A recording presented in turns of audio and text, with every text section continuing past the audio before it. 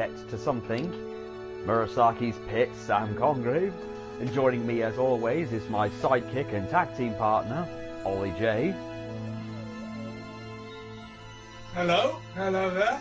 And my other tag team partner slash manager, Ian, within the Grey Walls, Burrows. Hey, how you doing? And today's subject matter is one that may be a little late, but nevertheless something that isn't really something out of the ordinary. Top female characters. Strong female characters, influential female characters. I'm sure everyone has their list, and we're going to have ours. Now, this would normally be a top 10, but in the interest of fairness, we've added an 11. Why an 11? Because we like to be that one, go that one step further. Hold on. So, hold on a minute, folks. It's not warm, is it? Okay. Oh, God. Sorry about that. Liz just needs to empty the ash pan, so I'll be with her. I know this is unprofessional, but fires need to be started.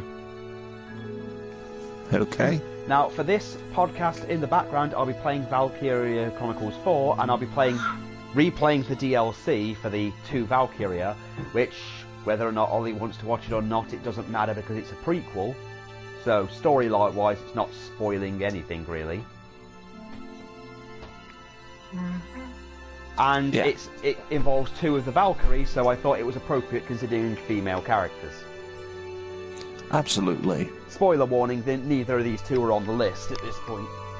Mainly because, well, again, Salvaria and Crimea don't really get much in terms of story. Well, they're not on my list. I didn't think so, and Ollie's only ever really seen Salvaria, who, yesterday, Ollie may remember kicking his ass. The bitch had the nerve to duck. She didn't kick my ass, she ran out the clock. And therefore, did you win, Ollie?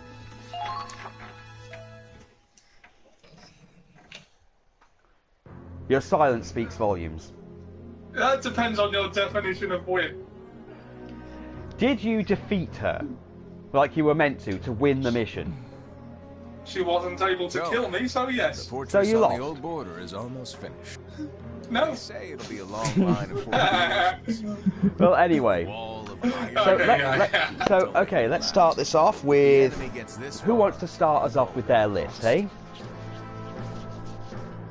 So yeah, I'll start if no one else wants to. Go ahead, Ollie. Okay. We're all sitting in anticipation. Right, well, first on my list is Kuja from Final Fantasy IX. Now she... Ollie, What? Kuja is a man. Wait, what? Kuja is a man. He's a transvestite. Right, well, I'm going to come and delete some very embarrassing material. You literally just added that as a joke just to get that out, didn't you? Yes, I did. Okay, so, right, seriously. My first favourite female character is Frieza from Dragon Ball Z. Ollie. What? It was funny the first time. Okay, alright. You do this again, Ollie. I swear to God. Okay, that was the last one, I promise. Okay. Is that why you were taking so long? Yes. No, I genuinely struggled to think. Now, now which you see, one. Ollie, this kind of humour actually works. You should have this to your reviews and so on. So, but seriously, let's get on with it. Yeah. Well, oh, your broadcast is frozen. Oh well. Okay, my first. What do you think, somebody? Wait. Hello, can you hear me? Yeah, I can hear you. Yes. Major class Right. boss. Okay. Let's see. My first favourite one that I put down is the bride from Kill Bill because, you know, I like Kill Bill and she's the protagonist. Yep. Okay. I've always liked the name Beatrix. Yeah. I just never named my kid that. Okay, well... So, she's an ultimate badass. She's got a pretty, good well, she doesn't really have a character arc as such, but the storyline is pretty good, and the characters in the movie that complement her are also pretty good. Let's not forget her, you know, that sword fight, the last sword fight she has in Volume 1. Yeah. Yeah. That, I mean, the second one was never going to be quite as good. Oh no, after that last fight. But what's the princess? Okay. Although, fun fact, when Oren, you've saved your energy, or you might not last 5 minutes, the lucky one? she kills her in 4.5. To see him. I have no obligation. Nice. And more frigid. And some of that is just them standing. Then pardon my rudeness. Yeah. Very. We're both on duty. Take a hint. Come on. Don't be such Oh, a bad sport, Nicole. Silver. You haven't even seen Kill Bill. You can't have an opinion. Okay, so who's next on your list? Oh, am I doing the whole list? Yes. Yeah, we're not going Yeah. around. Oh, We're not having a circle jerk. Circle up! Yeah, go on. Give us your whole list. Okay. Alright, okay, next on the list, you're not going to have heard of this one, is Erin Stout. Go Okay. on. She is from the Critical Miss webcomic series and its spin-off series Erin Dies Alone. Wait, is that the one Right. from that comic where they go, where she hangs out with that Halo guy who's like, I declare this is my place, goes, but this belongs to someone else. Impossible, they don't have a flag. Yeah, that's Okay, the I one. know who she is. Yeah.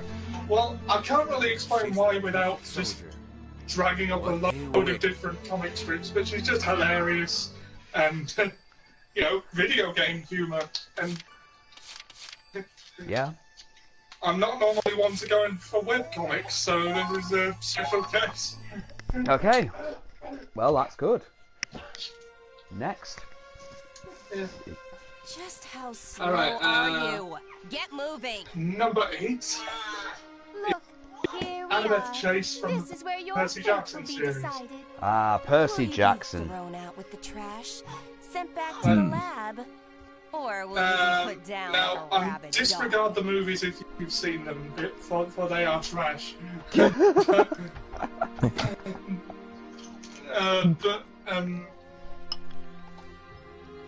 Yeah, she's just. I haven't read it in a while, but I remember her just being a really cool character. She's the brainy one, of course. It is a bit Harry Potter-y at times, but you know, if Harry Potter wasn't boring. but yeah, her complex relationship with her mother was quite interesting. Her mother being Athena. I spaced on the name there. Also, she managed to defeat Arachne, the Spider Queen, by trapping her in a giant Chinese finger trap that she tricked her into weaving, and that was fun. Well, tricking Arachne into making a finger trap, only to trap herself in there. That is just genius. Best of luck to you. Yeah. Okay. Where am I? Well, I don't want to take You too don't long, so need I'll to move know. on. Number 7 is Alicia Malkiot from Valkyria Chronicles. I've been playing that So lately, loyal. and I'm just really getting into the character. Really appropriate considering the game I'm playing right That's now. Lieutenant Colonel Bless to you. My apologies, Lieutenant Colonel Bless. She still hasn't been fully calibrated. And wouldn't it be hilarious that... I mean, let's face it, I'm playing as the character... I've got the character right here that you had in that Ultra Instinct video. I don't mind. Yeah. She's an old acquaintance. Yeah. Was she in the same group as you back at the laboratory? But here we are now. One, a high-ranking officer, Okay. and picked by Prince Another one Maximilian is Suyu himself. Asui, but I'm pretty sure she's on another list, so I'll leave that for a conversation when someone else The names other? it. Okay. I guess not. I'll. Okay. Don't lose your nerve over something. And we can mutually It's been a while. Yeah. josh at that point. Yes, As we you can know, mutually I josh. am Lieutenant Colonel Hey. Silvaria Bless of Oh, the spoiler Imperial warning. Guard. Good to see you Okay, again. so next on your list. Prince Maximilian has given me direct I orders to named my appraise your favourite Disney princess capabilities. Mulan. Oh god, yeah, Mulan. Today, you are under my supervision. No. Just, I really like that film. I really like the character. She's a badass. What more needs to be said?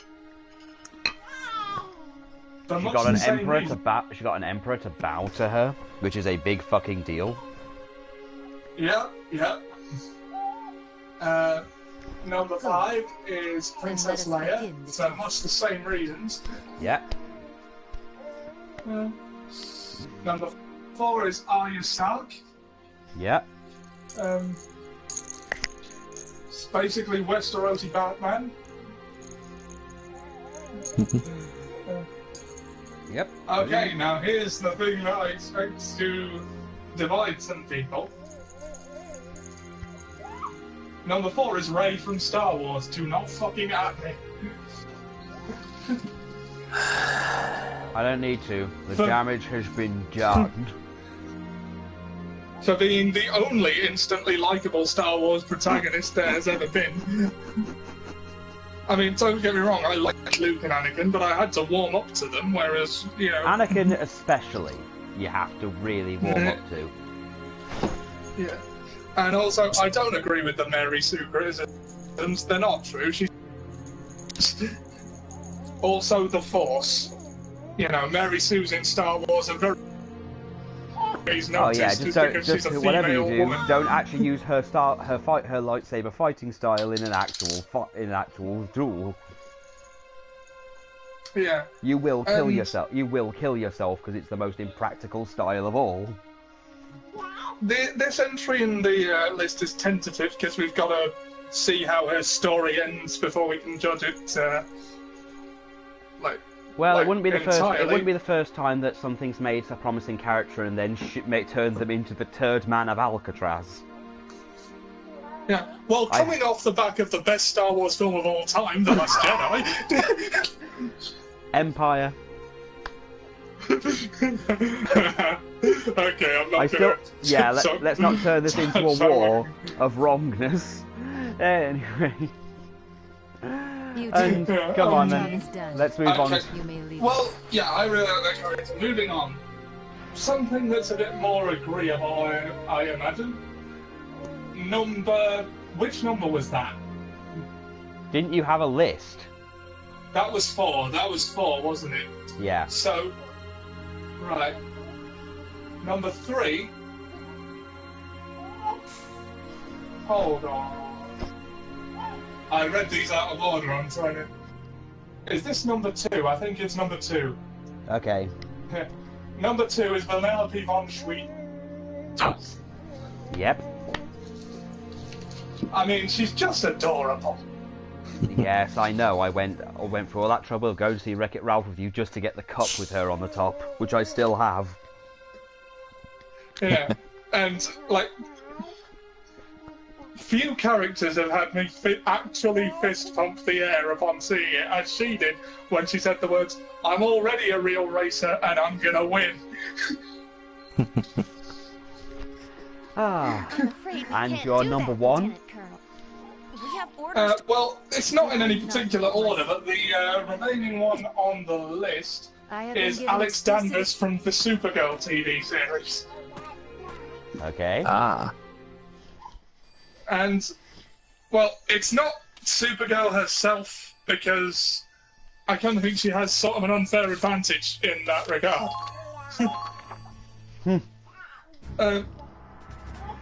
I mean, Battle between- Supergirl herself is a great character, but Alex has to keep up with her in the field as a human. And also, she's got the best development in the series. And that's not just because she happened to be a lesbian, although that was very well handled. Yeah, For action. it was, And yeah. Leave it to me. Yeah. In fact, that's Leave something it I to like me. about the CWDC series in general. They don't throw that stuff in your face. they're inclusive without patting themselves on the back for it, and they generally handle it very well. Yeah. Yeah, I can get behind that. Okay, shall I do my list then? And oh, sorry, you're doing yours. Well, yeah, she's just incredibly likable and complete badass. I just generally character. Okay. I think that's it from me. Although, honourable mention. Oh, hold on. How pitiful. If you continue to... Dun, dun,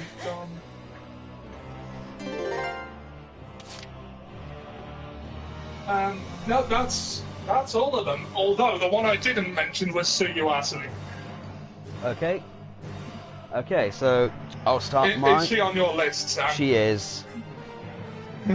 Right.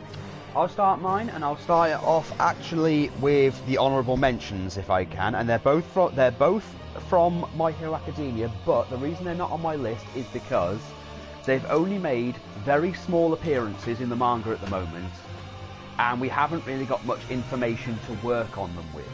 Only like the 2 or 3 issues they've turned up in. Okay. Okay. First one is... Sorry. Okay. Okay.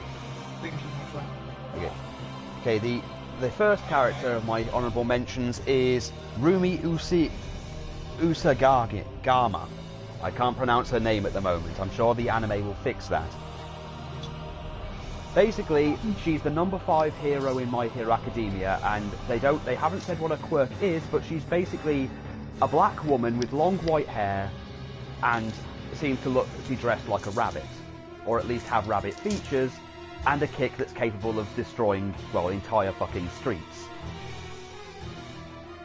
There's very little to do with her at the moment, because she's only appeared once to save Endeavor and Hawks, and fight with Darby, and destroy an entire fucking street. Her entire character is down to...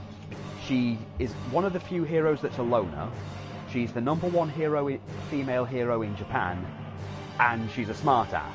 She's kind of like Bakugo if he was likable. Which I think is what draws me to her as a character, is that she's got the things that would have made Bakugo likable, but she's not so much of an asshole. She still has jokes at Endeavor's expense and throws the occasional thing here and there while calling everyone who has a team wimps. And also causing untold destruction. The second one is Ryuko Tatsuma, the dragon hero from My Hero Academia, who so far is the only hero I've seen... Affectionately known to you as Dragon Man. I will get to that. Basically, she's the number 10 hero. She was the 9 hero around the time of seasons 1, 2 and 3, but All Might, the whole issue with All Might caused the ranks to change.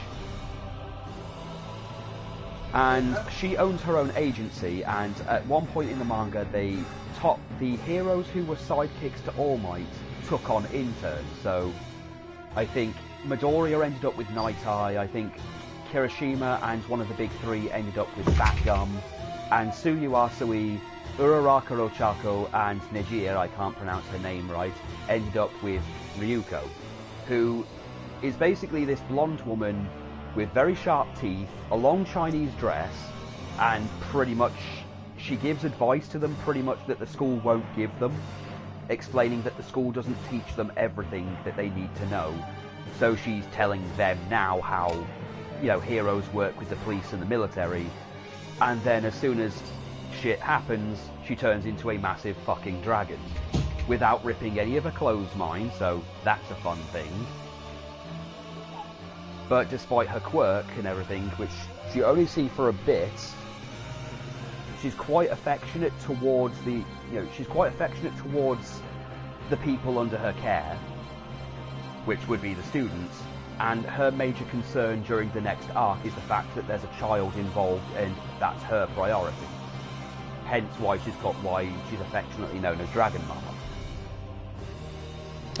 Unfortunately, again, the last time I saw her was after a battle with the Yakuza, which Tsuyu, Nejir and Uraraka helped her out with. in the English one at least, I'm not sure in the Japanese one because I haven't read that far, the last we saw was her giving advice to the students that had been under her care, and then pretty much thanking her for the opportunity to work with her and learn from her. So whether or not they'll team up in the future or not is another matter, but again, very little's been explained about her past, why she's the way she is, or much more about her quirk other than what we've seen in the battle against the Yakuza. No, Kiryu-chan. And the only other, and now onto my actual list. At number 10, and Ian won't be surprised at this one, Nicole the Lynx from the Sonic the Hedgehog comic book. Yeah. Nicole's, pretty much to explain Nicole, there's been a 24-year history, but I'll try and explain why she's a character I enjoy. She started off in the cartoon and the comics as just an AI software that was sent from the future to help Sonic fight Robotnik. Originally she had no personality or whatever, she just had intelligence and sentience but no actual emotion, so was very Spock about everything. But then an instant happened where she fused with one of the characters and learned how to feel for a while. And then when she got back into her own computerized form, which was a Atari Lynx-shaped thing, this will become important for jokes later, she created her own body out of a hologram, kind of Rimmerish, which was an actual lynx.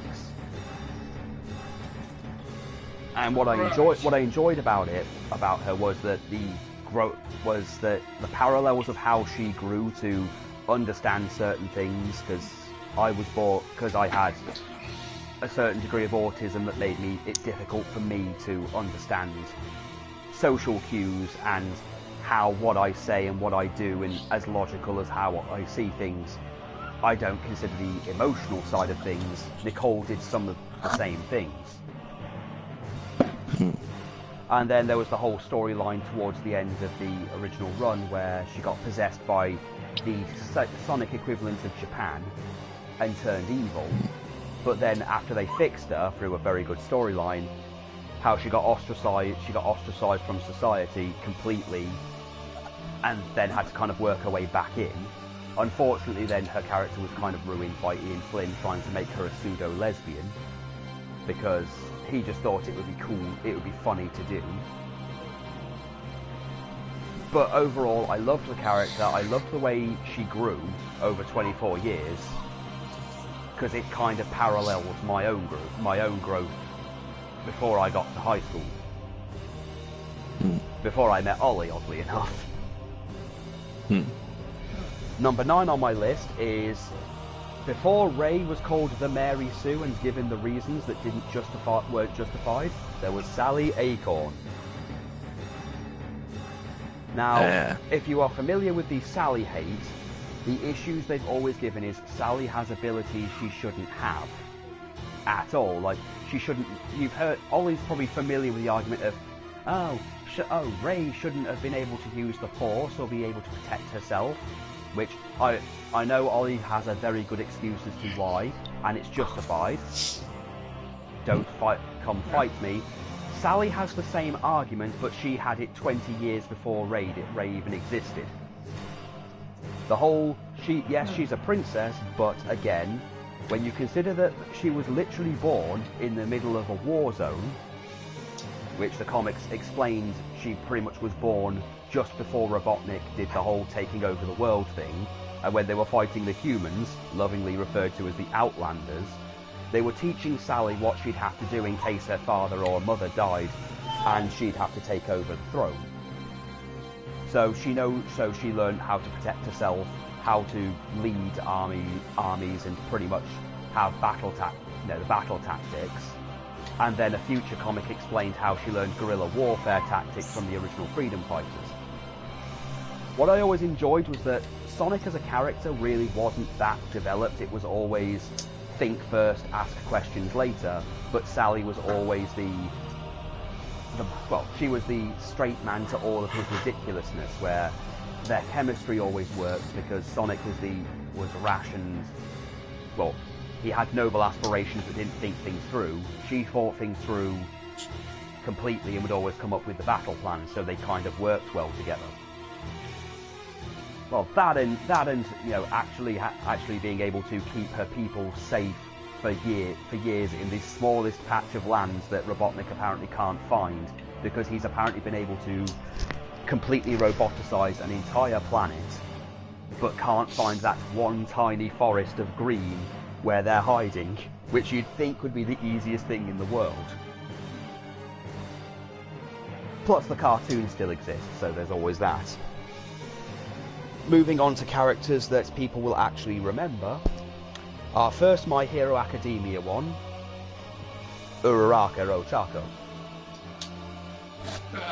I will admit, to begin with, I didn't like Uraraka that much. I kind of thought it was the typical shonen joke going in, but I kind of liked the growth that she had. That there's a lot to digest if you really look into My Hero Academia, and at first you could see why Uraraka is doing what she's doing is selfish, but it's really, what she's doing can appear selfish, but it's for the noblest of aspirations. And it's the growth of realising in the middle of the UA tournament, something that's actually been an instrumental thing to one of my OC characters, funnily enough, that the quirk that she has is not built for what she's trying to use it for. And granted, in a battle, when she was put against Bakugo in the UA tournament, spoilers to those who didn't actually watch, haven't watched Season 2, and if you haven't, why not? Uraraka, the idea that everyone had was that Uraraka had no chance against Bakugo because his quirk is OP as shit. Or it's treated that way. If anything, he's the closest to a Mary Sue the Show ass. And throughout the entire battle, she's really struggling because her entire plan hinges on touching him once and making him float, but she can't get close to him. But she creates so many inventive plans that, you know, it's depressing that she loses, but it's all the work and all the inventiveness and the fact that she made Bakugo feel all insignificant in his tiny little acorn Winky. Yeah, I loved that, and the fact that after the tournament, because I always took it that the UA Sports Festival ultimately didn't matter. In the it never came up in the long run, it's just their way of exploiting children and selling them out eventually. But what they got from it, because again, Bakugo won, but it didn't fucking matter at the end of the day. Because what they got out of it was Todoroki learns to accept the other half of his power. Momo started to accept that her quirk may be god tier, but it has its limitations. Midoriya learned a little bit more on how to use All for One, and Uraraka learned that her quirk wasn't going to be enough, and she might need to learn a few other things. So she spent like the extra filler bits learning how to do one move, which was how to defend against someone with a knife, which she only ever got to use once. But it's a step in the right direction in its development. Granted, there's no development in her relationship with Midoriya at this point, because it is literally she feels something for him and she knows it, but he doesn't get it yet, and there's too much going on to, you know, deal with it, so she's just trying to catch up with Midoriya, who again has only just got his quirk. So there's that. Number 7, Bulma. Bulma. Now, I'm going to be using my knowledge of it because I will admit I have not watched Super much yet, so I'll be only going off Dragon Ball, mainly. Oh, Super gives you a few more reasons. Well, I admit, there's taking away from the fact that the later seasons do give her the genius thing, but you've got to remember in the early Dragon Ball, her genius was, you know, just showing off the technology that her father just happens to have made, but it's, you know, it's the implication that she's just as smart as her dad. So by Dragon Ball, she's, you know, probably surpassed him at this point. Well, in Z and Super especially, but what I liked about Bulma was the dynamic she actually had with Goku to begin with.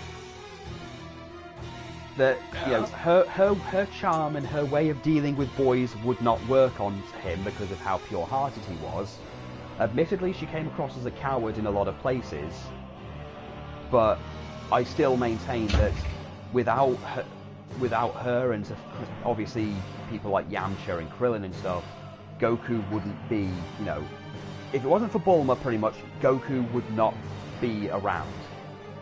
I think that's the long and short of it, is if she hadn't ran into him with a car, he wouldn't have left his home, he wouldn't have gone on his search for the Dragon Balls, and the whole meeting with Raditz would have gone a lot different.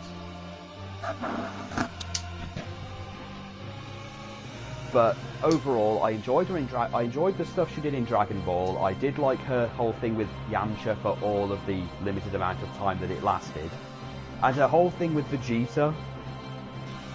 I just love the relationship. That it's just a whole. There's clearly something there. It's just Vegeta being Vegeta. Mm-hmm. I mean, she did stand up to him the second he came back to Earth. Yeah. They made him take a shower, but there's that. Next one is a character you've probably seen around on posters, has her own holiday in Japan, oddly enough, and was so popular that the original writer actually wrote a side manga just to give her an alternative future. Rem from Re:Zero. Not to be confused with Resident Evil Zero. To explain Re:Zero would be confusing in its own right. But screw it, I'm just good. But basically, it's an alternative fantasy world where Rem is an Oni. Well, that's the closest I can come to explaining what she actually is. But Rem is a twin to sister Ram, and I'm trying to find the way to explain it. I'm going to have to go into spoiler territory. You're all okay with that, right? Yeah. Okay. So basically, originally her sister was the strongest. Her sister was the strongest of the two, or at least that was the implication. However, in the hierarchy of maids and stuff, it appears that, well, sorry, it appears that Rem is actually the best, is actually the better of all of them, well, of both of them. That she's the only one that can cook, she's the only one that can actually, well, do anything. And she's also the only one that can apparently transform as well. Now, the nature of the show is that whenever the main character dies, he kind of like wakes up again at like earlier on, like at an earlier stage in time. Yeah, so it's like a Groundhog Day thing, but he has to die for it to activate. So there's like an entire thing where in one instance, Rem basically murders him. Like, quite viciously beats him to death with a Morning Star.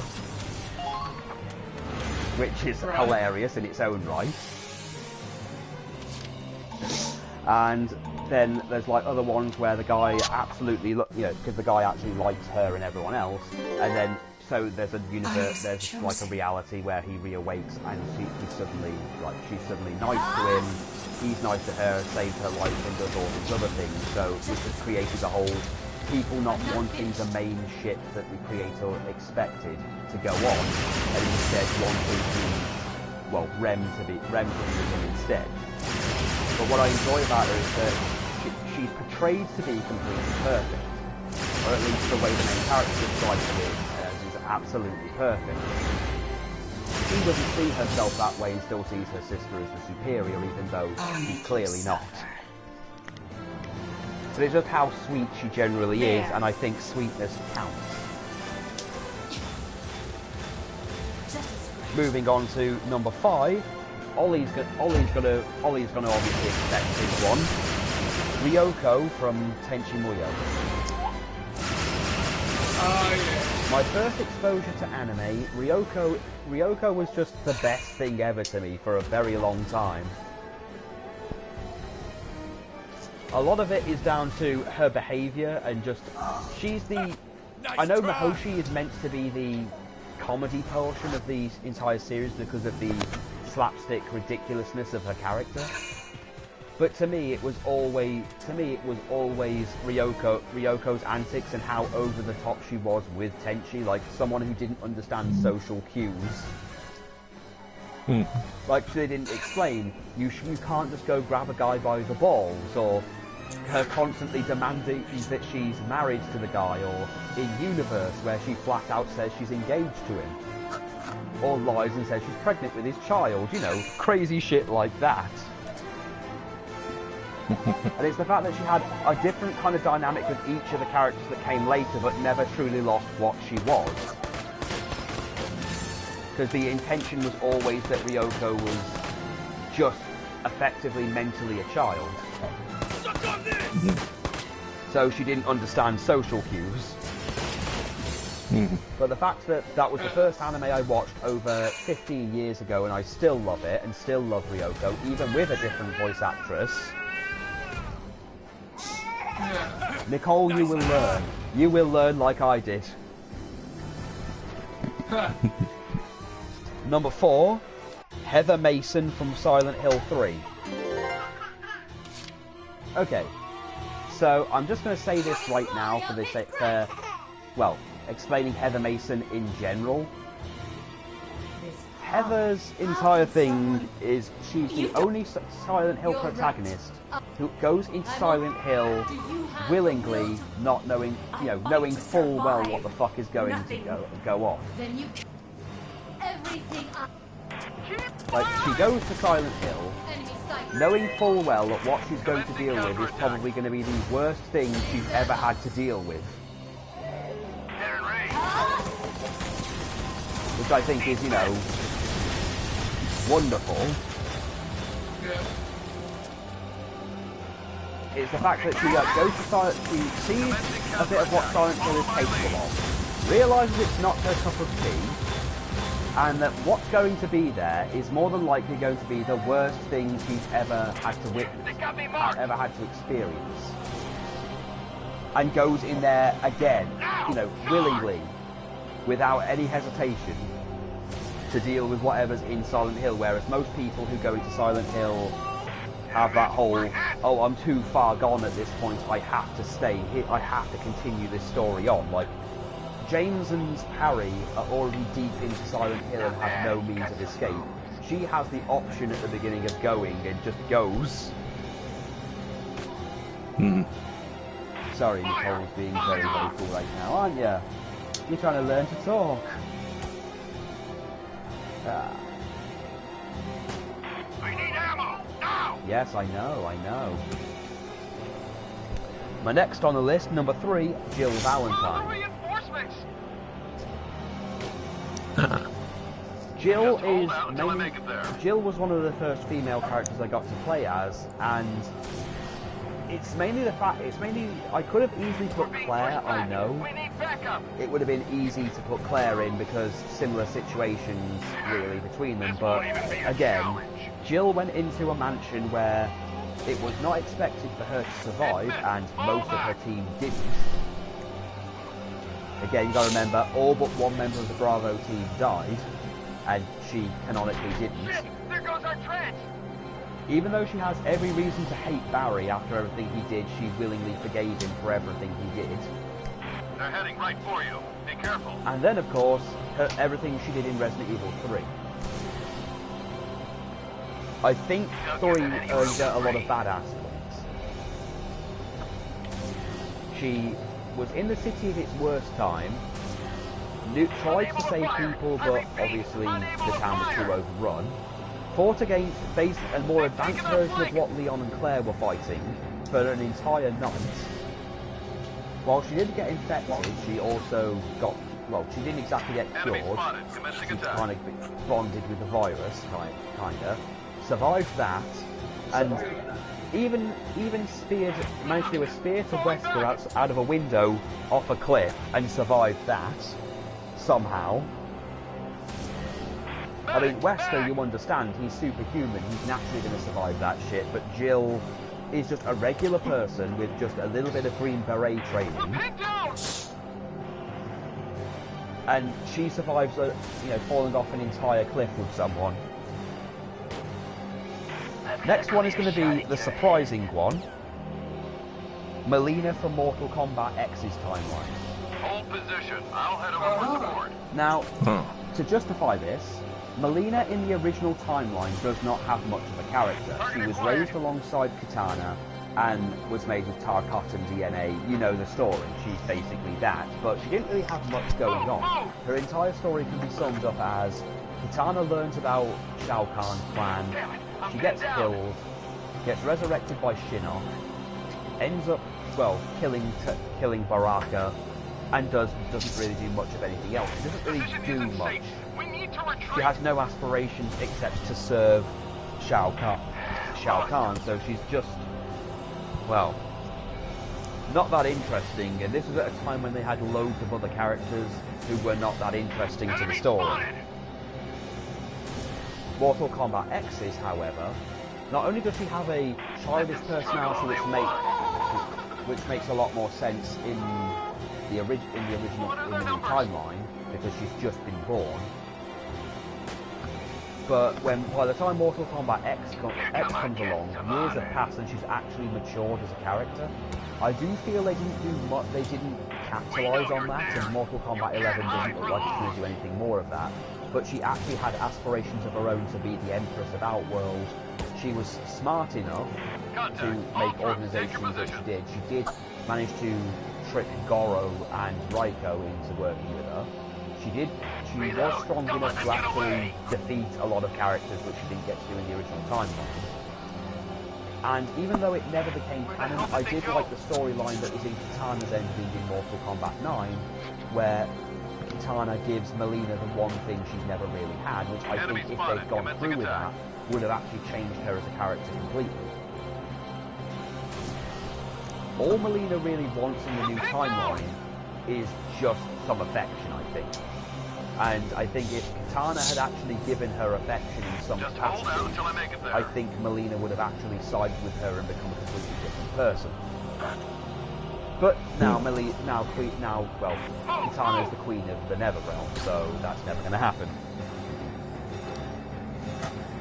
My number two, which is actually my pick for a favourite character in a series that I don't exactly like, Ayane from the Dead or Alive series, the only person with an actual character. Ayane is a character that's, well, she's the sister cousin of the main ginger character of Dead or Alive, who everyone's seen. You've all seen the Ginger Ninja at some point, I assure you.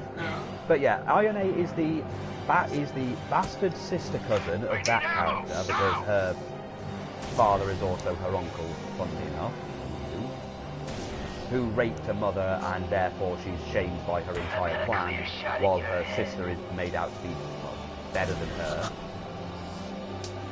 And she spends most of the series actually trying to prove her worth by, becoming stronger, trying to do the clan's mission of killing Hisumi, the main character, and her crisis of identity. She's also been good enough to make it into Dynasty Warriors, which I think is an achievement within itself.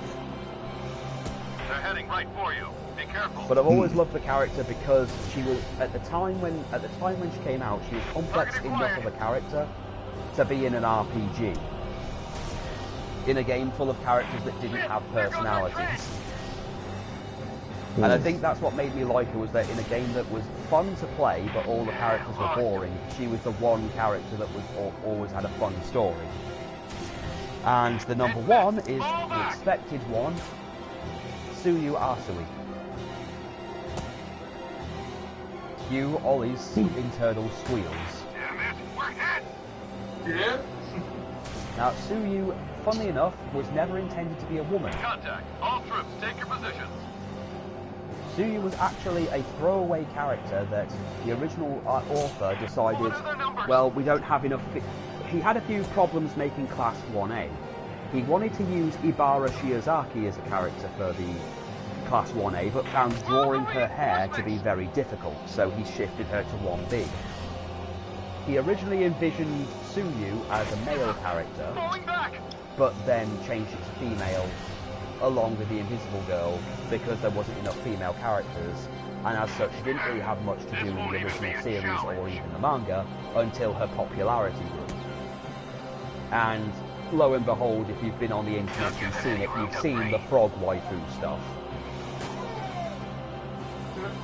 So, Tsuyu even got her own page in Shonen Jump, oddly enough, that did make it into the anime, where they did an entire thing explaining her family, but one of the things I enjoyed was they explained why she's the way she is. Because the entire point, a lot of people have said that when some people say they don't like Tsuyu as a character, they've said she's boring, she doesn't have expressions, and she's too quiet.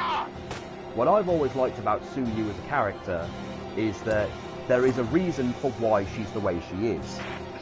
She's friendly with everybody, because when she was in high school, she didn't have any friends at all, because her entire life was raising her siblings. It wasn't a neglect thing, her parents were always working, so she pretty much was the older sibling that looked after the baby ones. So she didn't have time to really have friends or a social life.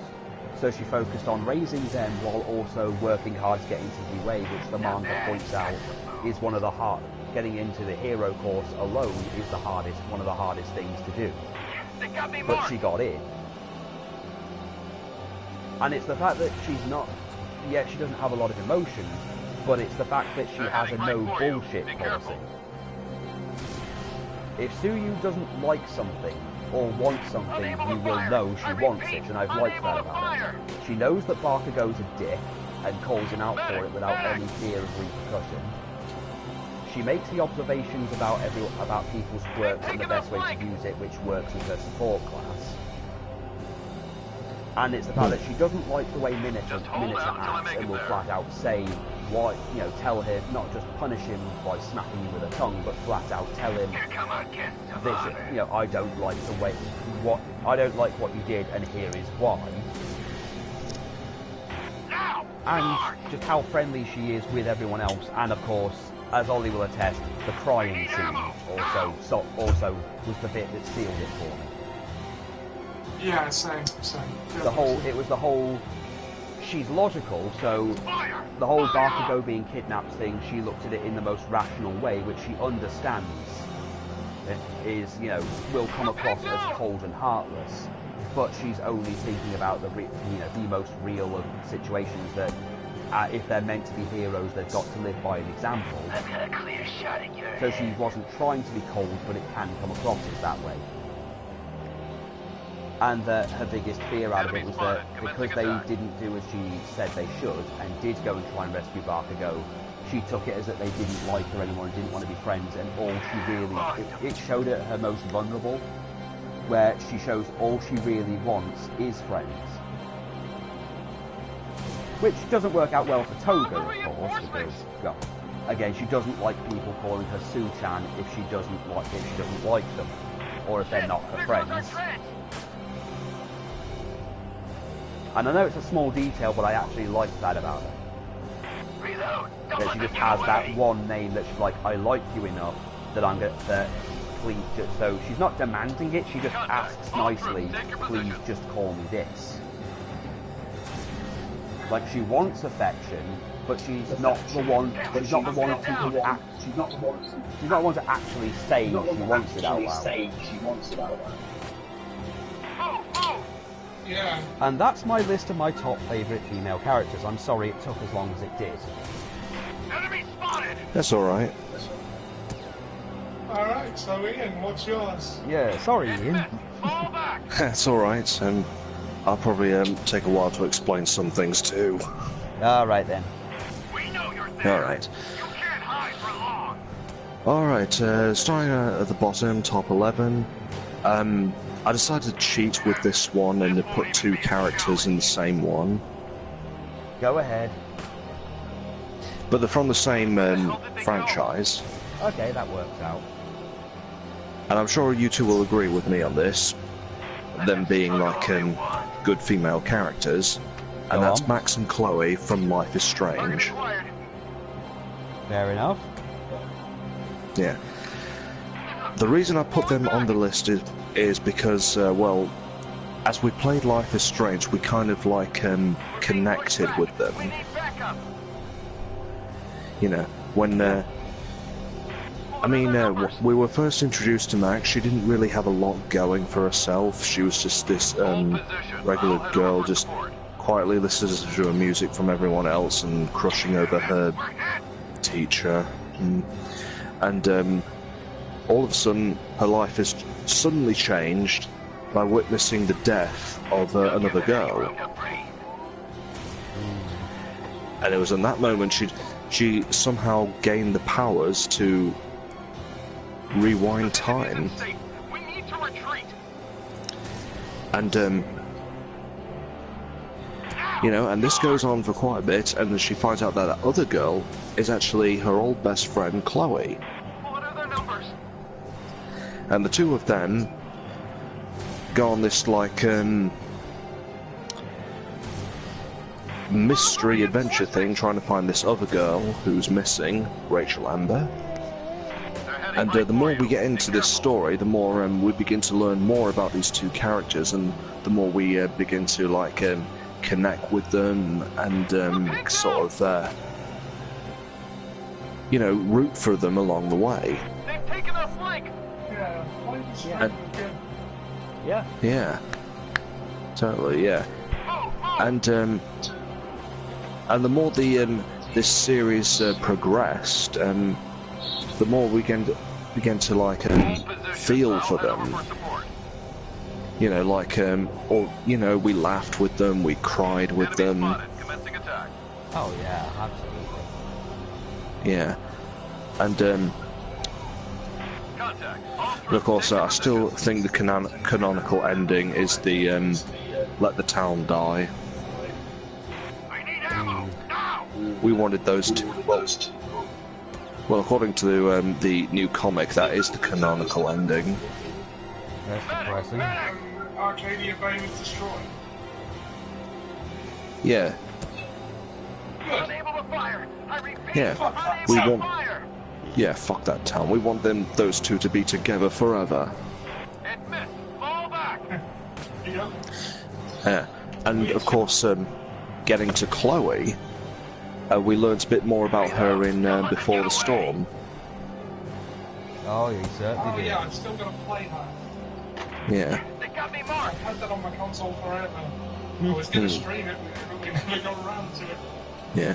And then let's add that Chloe's in Life is Strange, and the bonus episode of Before the Storm, she's voiced by Ashley Birch. For anyone who doesn't know, she's from Hey Ash, What You Playing? Being pushed back. We need backup. Yeah. Yeah. And that's pretty much all I gotta say about it. It's just that these two characters is just an emotional roller coaster. Absolutely. Yeah. Okay, so moving on to number 10 is Harley Quinn. Yeah. Now, Harley Quinn, you know, I've been following her since the very beginning, you know, in Batman the Animated Series, before she made her debut in the comics. And it's very good. It is, yeah. And, I mean, this was a character that was only meant to make just one appearance in one episode. And she was just known as Female Henchman. Oh, wow. Yeah, but from that one, I think her first appearance was in the episode The Joker's Favour. Don't give them any room to breathe. You know, where this, you know, this dude accidentally pissed off the Joker, and you know, he runs away from him and hides in the forest, but the Joker finds him, and he's like, "Oh, please don't kill me," and all that. And then the Joker, at the last minute, changes his mind, saying, "You know what? I'll tell you what. I'll let you go this time. That's my favour to you, but there will come a time that you must pay a debt to me." Okay, and years later, Joker plans to assign her to like a... can't remember. Oh man, I gotta watch this episode again. I think it's to kill someone, and he needs someone to help him with that, and so he calls this guy. And in that episode, it was the first of course, this was the first appearance of Harley Quinn. And she didn't really do a lot in that episode. I think I remember that one. Yeah. Not bad, you got some moves. Yeah. I'm sorry, I've just got a message asking when his birthday is, or what the date is. Okay. Yeah. And so, since the character was a surprising hit, she appeared in more episodes and got the name Harley Quinn. And the more she appeared, the more that the fans loved her. And there were a bunch of naysayers on the way saying, oh, she would never make it in the comics because the Joker would have killed her a long time ago. Oh, he did try, to be fair. Yeah. And, yeah, and so, but I think, Harley Quinn, as you say, Harley Quinn's best episode was Mad Love, which explained everything, like who she is and all that. And then, and then she made the big leap from the, which was pretty rare for an animated character in any series. Animated series based on the comic books. She went from the animated series to the comics, where they had to change her up a bit so she could fit in.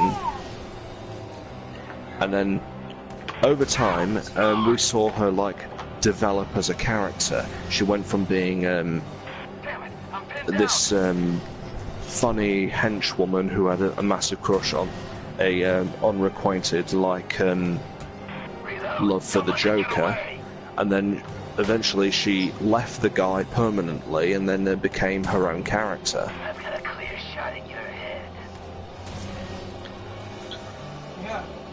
Yeah. Unable to fire. I think it was when she realised how unimportant she was to the Joker that she left him. Well, I suppose an ID had a lot to do with that. Yeah. Some of them do, they just don't realise it.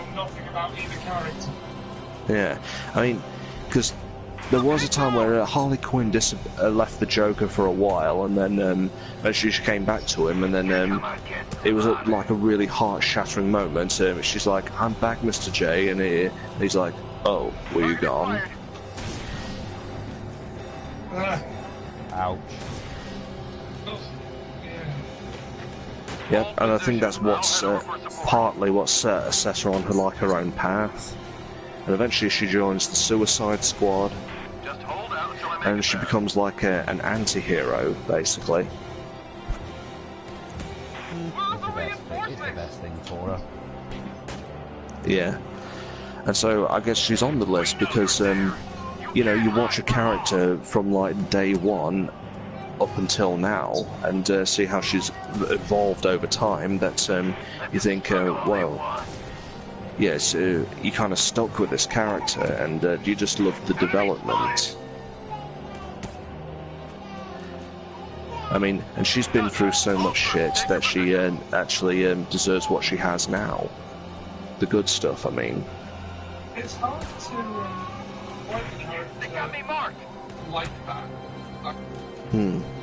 It's hard to have a villain turn good and have it not feel forced.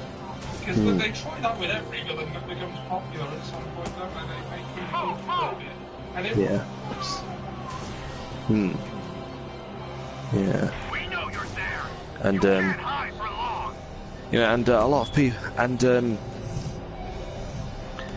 there have been a lot of actresses who have voiced Harley over and played Harley over the years, but I think the three that stick out for me is the original well, it's got to be the original Arlene Sorkin from the animated series, I'm pinned down. who voiced her again in Arkham Asylum. And then after that, the other one is Tara Strong. We're being pushed back. Oh yeah, gotta have a bit of Tara. Yep, you can never go wrong with Tara. And then, of course, there's Margaret Robbie from the Suicide Squad movie.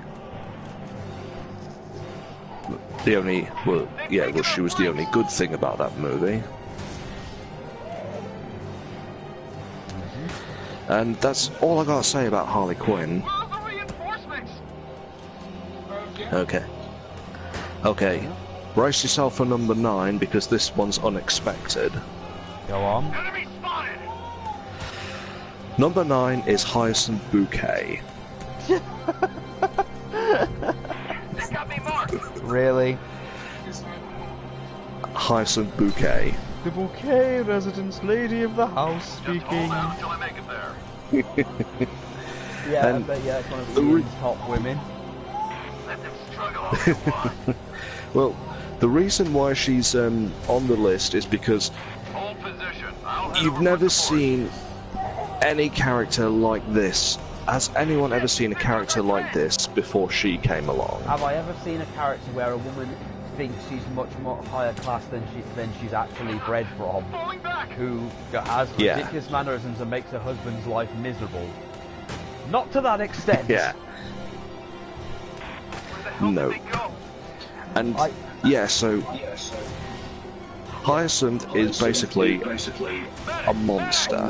Oh God, is she ever? But God, do we just... Target acquired. And it's the same with every mean character. You just see them do these awful things, and then in the end you just love watching them get squashed. We need to retreat. But God, you just can't take your eyes off this character, because it's like watching a car crash. It is, and remember every time she goes to visit her sister, and there's always the dog in the car. And he always jumps out and barks at her, and she always falls into the bush. Yeah. And so I think some of my best Hyacinth moments has got to be when she was drunk at one point. We're pinned down. I always love that the husbands always look forward to seeing, his brother-in-law effectively, because they'd always have a beer or something. Yeah. Or the thing is, the way she acted sometimes when she was in the car with her husband was the way that my grandma always acted. Like, be careful of the driver. I know. He's literally half a mile away. For you. Be careful. Yeah. And Come on, kid. Come on. and some of her best moments has got to be when she's on the telephone. Oh yes. There's always mentioning the sibling who has a house big enough for a pony or something. Yeah, and her cross-dressing husband. Reload. Don't let them get away. Yeah. Oh, she has the Yeah. friend from over And the road who always comes to visit, and she's always breaking the china and stuff. Yeah. Oh, and let's not forget her brother, the musical director. Yeah. Got a clear shot at your head. Oh, Who and the fact that she Hyacinth doesn't sings like to, her 'cause- name, she doesn't like her name being pronounced a certain way.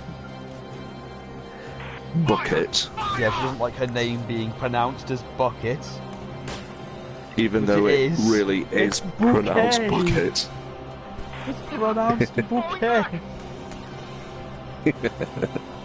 Yeah, and the thing is, her husband confirms that it really is pronounced bucket. We know you're there. You can't hide for long. Yeah, Oh. it really is pronounced bucket, but you know, Hyacinth being Hyacinth, you know. Sadly, yes. I mean, so yeah, it's like I say, she's like watching this character is like watching a car crash. You can't take your eyes off it, but the inner psychopath in you just laughs. More than you really should. Yeah. I mean, my parents find her stupid to laugh at. But then again, it's not to everyone's taste, I guess. Yeah. So anyway, that's pretty much all I got to say on the character. I mean, I think we've pretty much summed it up. Indeed we have. Yeah. Understood. It's classic British comedy. It really is. Yeah, and it was actually filmed around where we went to college. There. That makes more sense than it really should. Yeah. There. Yeah, because yeah, because that often came as a topic of conversation at college. I can sadly imagine. Yeah. Enemy spotted. Commencing attack. I mean, so yeah, I mean, it's kind of a funny thing because the topic of conversation, well, the only thing that I remember that was filmed in my hometown was the Da Vinci Code. All I remember of my hometown was a joke being made on 2 points while I got in a packet of crisps. Be gone. Haven't seen this many inbred since I went to the Be gone. Anyway, moving on.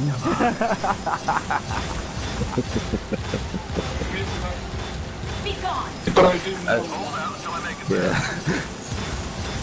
Now, number 8 connects with one of Ollie's. Yes. Be gone. And this is a character from Supergirl. Okay. You said you like Alex, Ollie. Well, mine's Kara. I can understand that.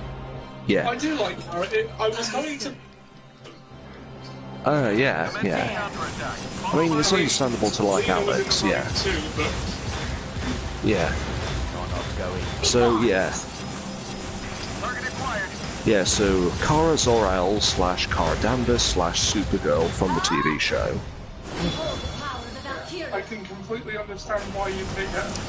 Yeah. I mean, we like this character because, well, she's a character that fights for what is right, and, you know, yes, she can be a little bit overpowered sometimes, but she has a good heart. Good job balancing that out, to be fair. Yeah. Absolutely, yeah. And seeing everything that she goes through, you know, and you know, like in the recent series, she's kind of like she's become like an outsider. Yeah. Isn't it weird how lately in the DC shows every villain is some kind of a racist? Yeah. Basically, right now in Supergirl, like the villains are the Children of Liberty. Intergalactic UKIP. Yeah, because well, you have two sides. First, they actually say that. Yeah, I mean, yeah. Well, to be fair, there's also what's his Manchester Black. Manchester Black, who's in some capacity.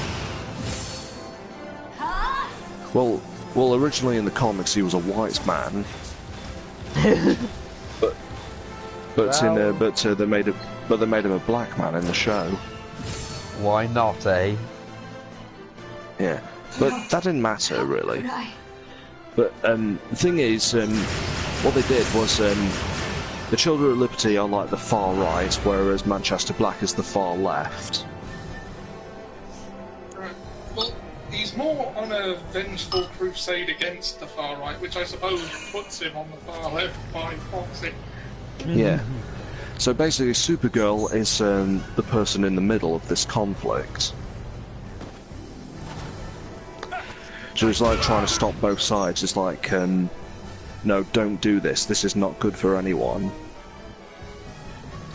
And I think that's what kind of what I like about her. It's like she's trying to like keep the peace, you know, while having all this power. And you know, we see her go through for her own trials and tribulations. Like at one point, she was thinking of going back to Metropolis with Clark. But Alex kicked the crap out of at the end of season 2, by the way. Oh yeah. Yep, Supergirl. Crap out of Superman. That should now be on record. Oh yes. Oh fuck Superman. Not literally, but you know. That might be hard. You might die. Yeah, I suppose you can't. You know. Yeah. So it's kind of. I think the way the show was written was, you know, she's you know, she has all this power, but she's got like has a responsibility. You know, I know that's kind of sounds Spider-Man-ish, but also she's going through a lot of emotional turmoil lately. I don't know. Supergirl. Yeah. Right, so you know what's had to happen with Alex. Yeah. Yeah. So that's a whole new. Like, I don't suppose Sam minds if we spoil it, but. Go ahead. Basically, to protect her identity, and by extension the world, the Martian Manhunter has had to erase Kara's identity. Well, the knowledge that Kara is Supergirl and anything connected with that from her sister Alex's memory. The sacrifices we make. Yeah. And she's finding that very hard to deal with right now. Yeah. Also, I really should mention the musical episode. Oh yeah. Yeah, that, I mean, just apropos, that deserves a mention just for if we're talking about any character involved. Yeah. Yeah. So, that's pretty much all I got to say about Supergirl. That's fair enough. Yeah. Okay, number 7 is going to be pretty dark. Alright. Alright. Number 7 is Carrie White. From Carrie. Yeah. That is a dark subject matter. I can understand, but yes. But okay, the reason I put her on the list is because she's one of the characters I'd like really feel for and want to reach out to, you know, kind of thing. Just like Angela in Silent Hill. I mean, the mess at the end was completely avoidable. Yeah. If only the teacher would listen. I mean, that girl had nothing going for her. No. And the one time, sort of like thing, one sliver of a good time, you know. Yeah. Snatched from her. Which, yeah, is almost worse than never getting near it at all. I think that's what pushed her over the edge, is that she finally got to feel something other than persecution, and then got a slap in the face for it. Yeah. And the reason why she was treated this way is because of who her mum was. Yeah, and which might have been fine if her mum anyone. So yeah, she was kind of a person who was kind of born into the wrong family. Oh, that's just fucking tragic.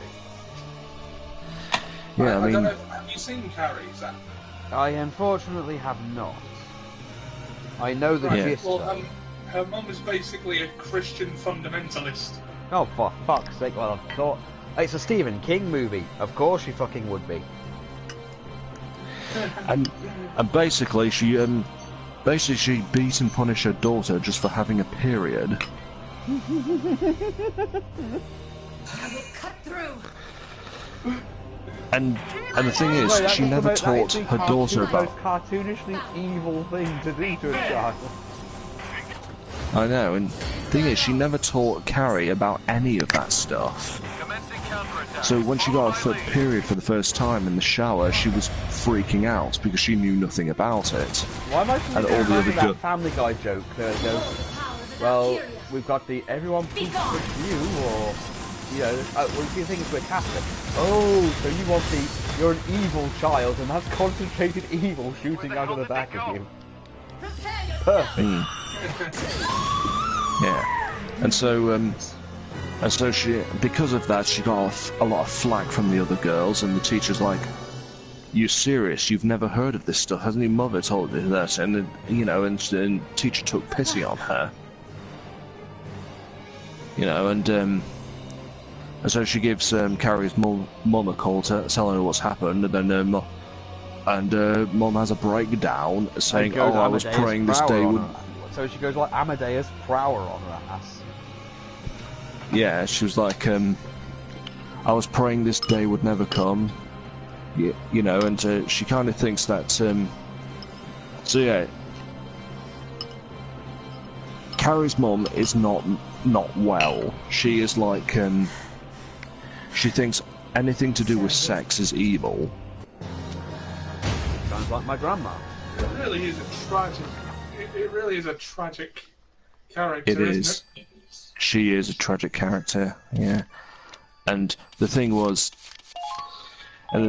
once she got pushed, there was no going back.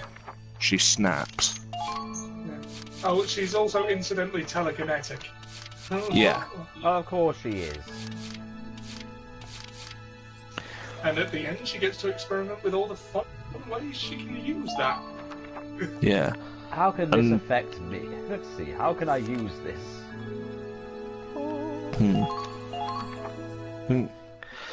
Yeah. So, yeah, it's a tragic story, and it's also a revenge story at the end.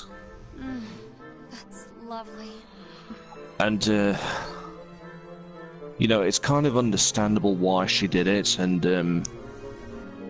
you know, and it's one of those things, she's a character you just want to hug and say, it's gonna be okay, and take her away from all of this.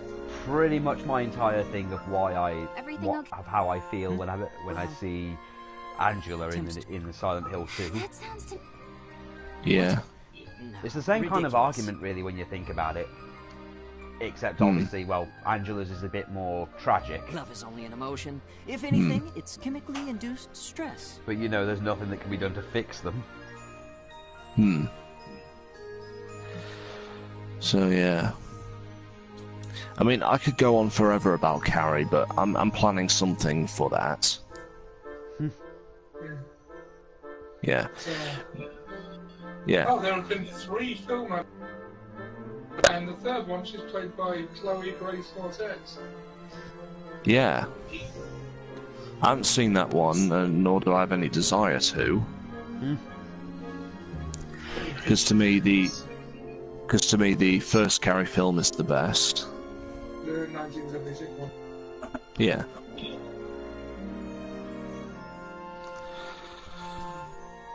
But if anything, novel. Her widowed mother is a religious fanatic. Most of all, it's throws her into a There's no prayer logic, closet no whenever she does objective something ground. that her mother doesn't like, including experiencing her first period, which her mother insists is a punishment for some sort of sin. That's what's important here. that's pretty much it, yeah. Sounds like the church my mom used to go to, where they blamed everything on masturbation, regardless of whether they did anything. I think the most tragic thing is if she'd had one friend, everything might have been okay. Oldest story, one of the oldest stories in the book, Ollie.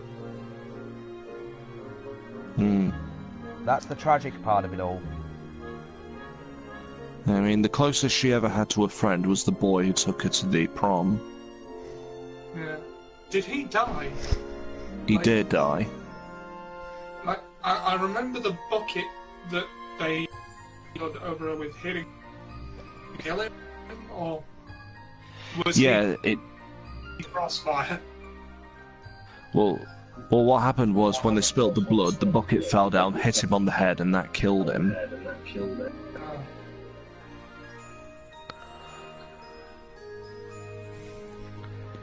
Yeah.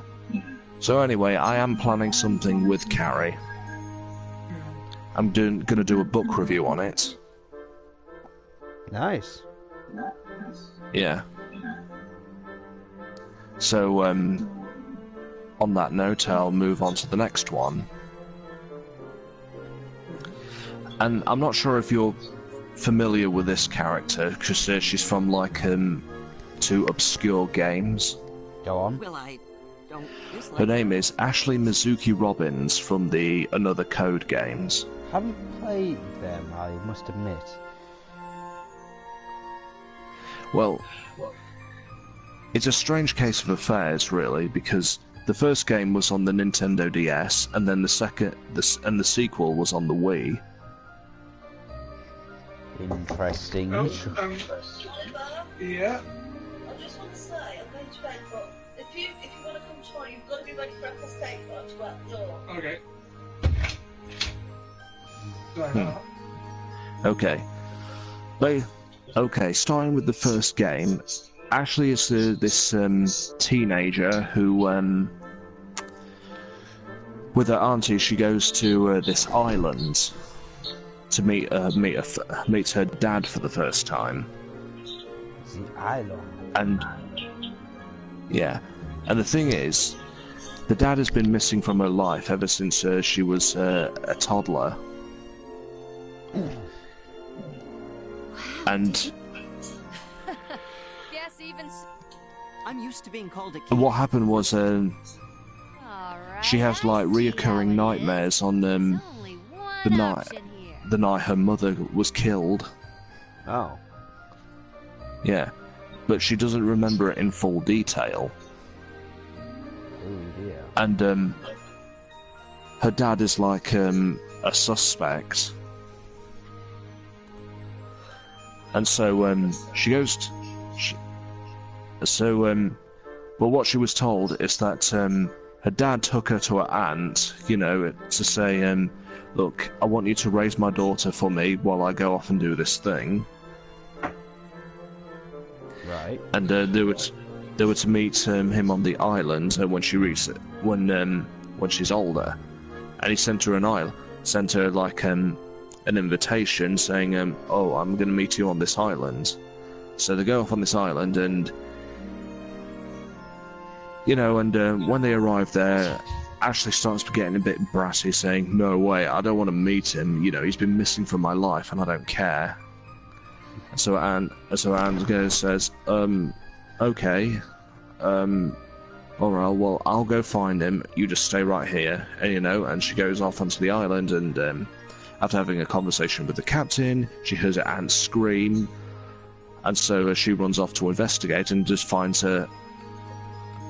sees that the bridge is out, and she's got to repair the bridge and go to the other island. And then she sees a mysterious old house.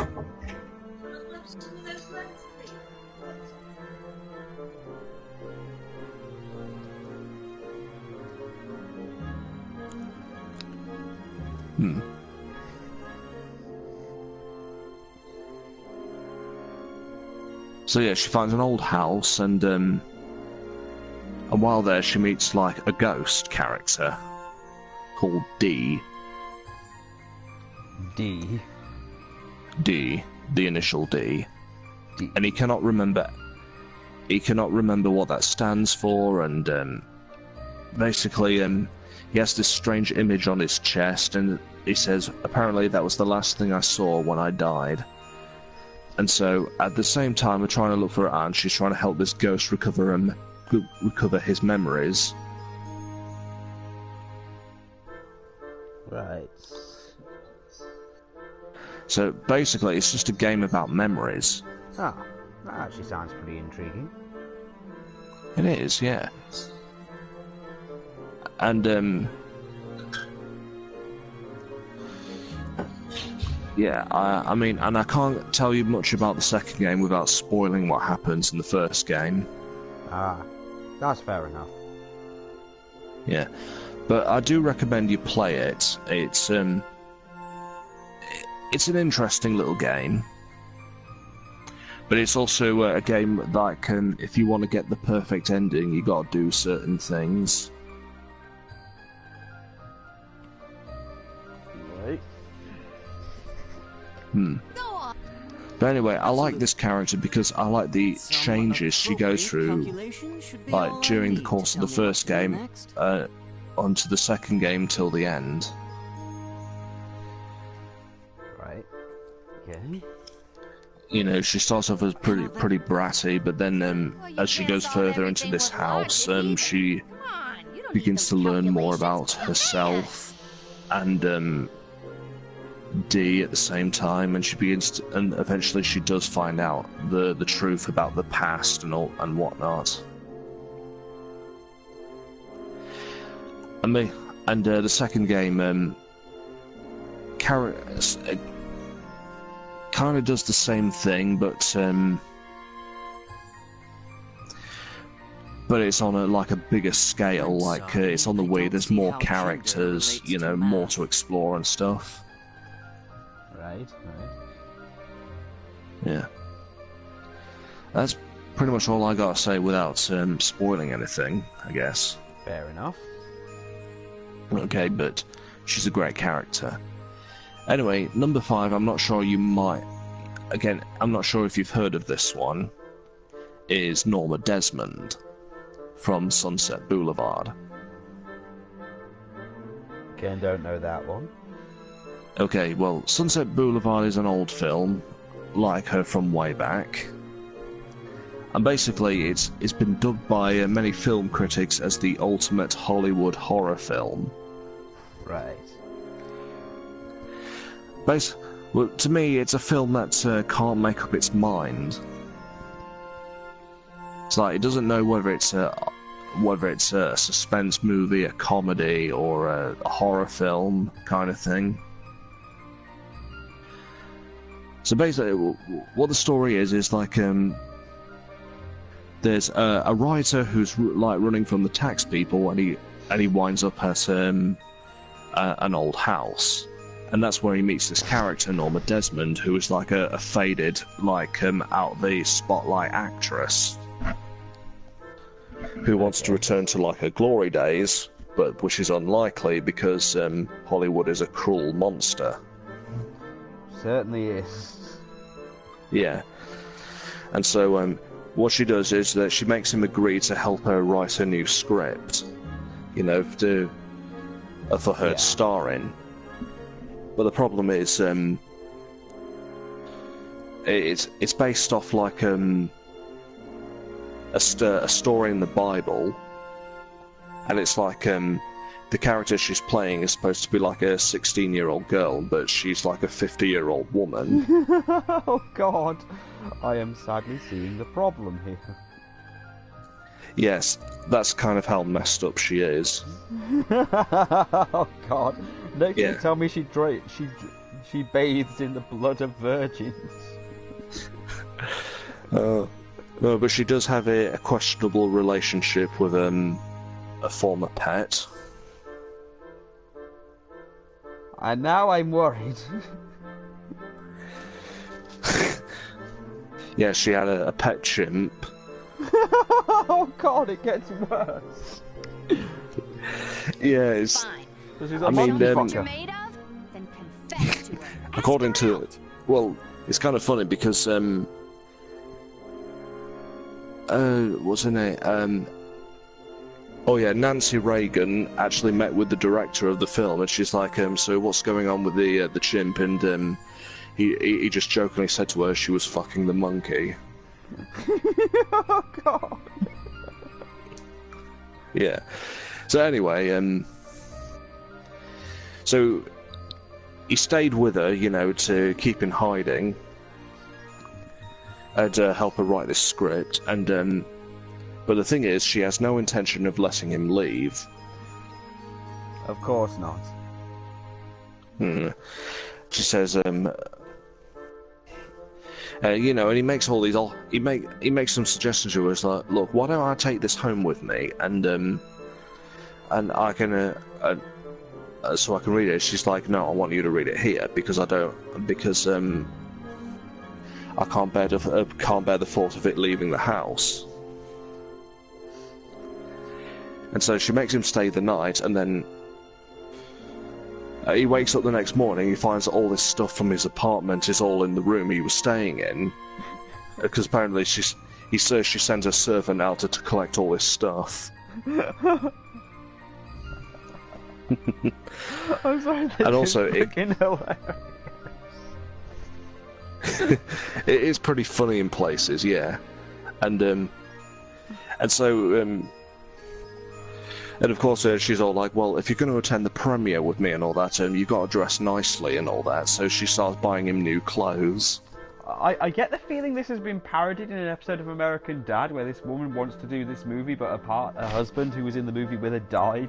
So she sees Stan and says he's the spitting image, and basically makes him come over to help her make the movie. But again, the character she wants to play is really, really fucking young and agile, and she's like old and ridiculous. So she makes Stan live the life of her dead husband completely, even calling him by name. Yeah.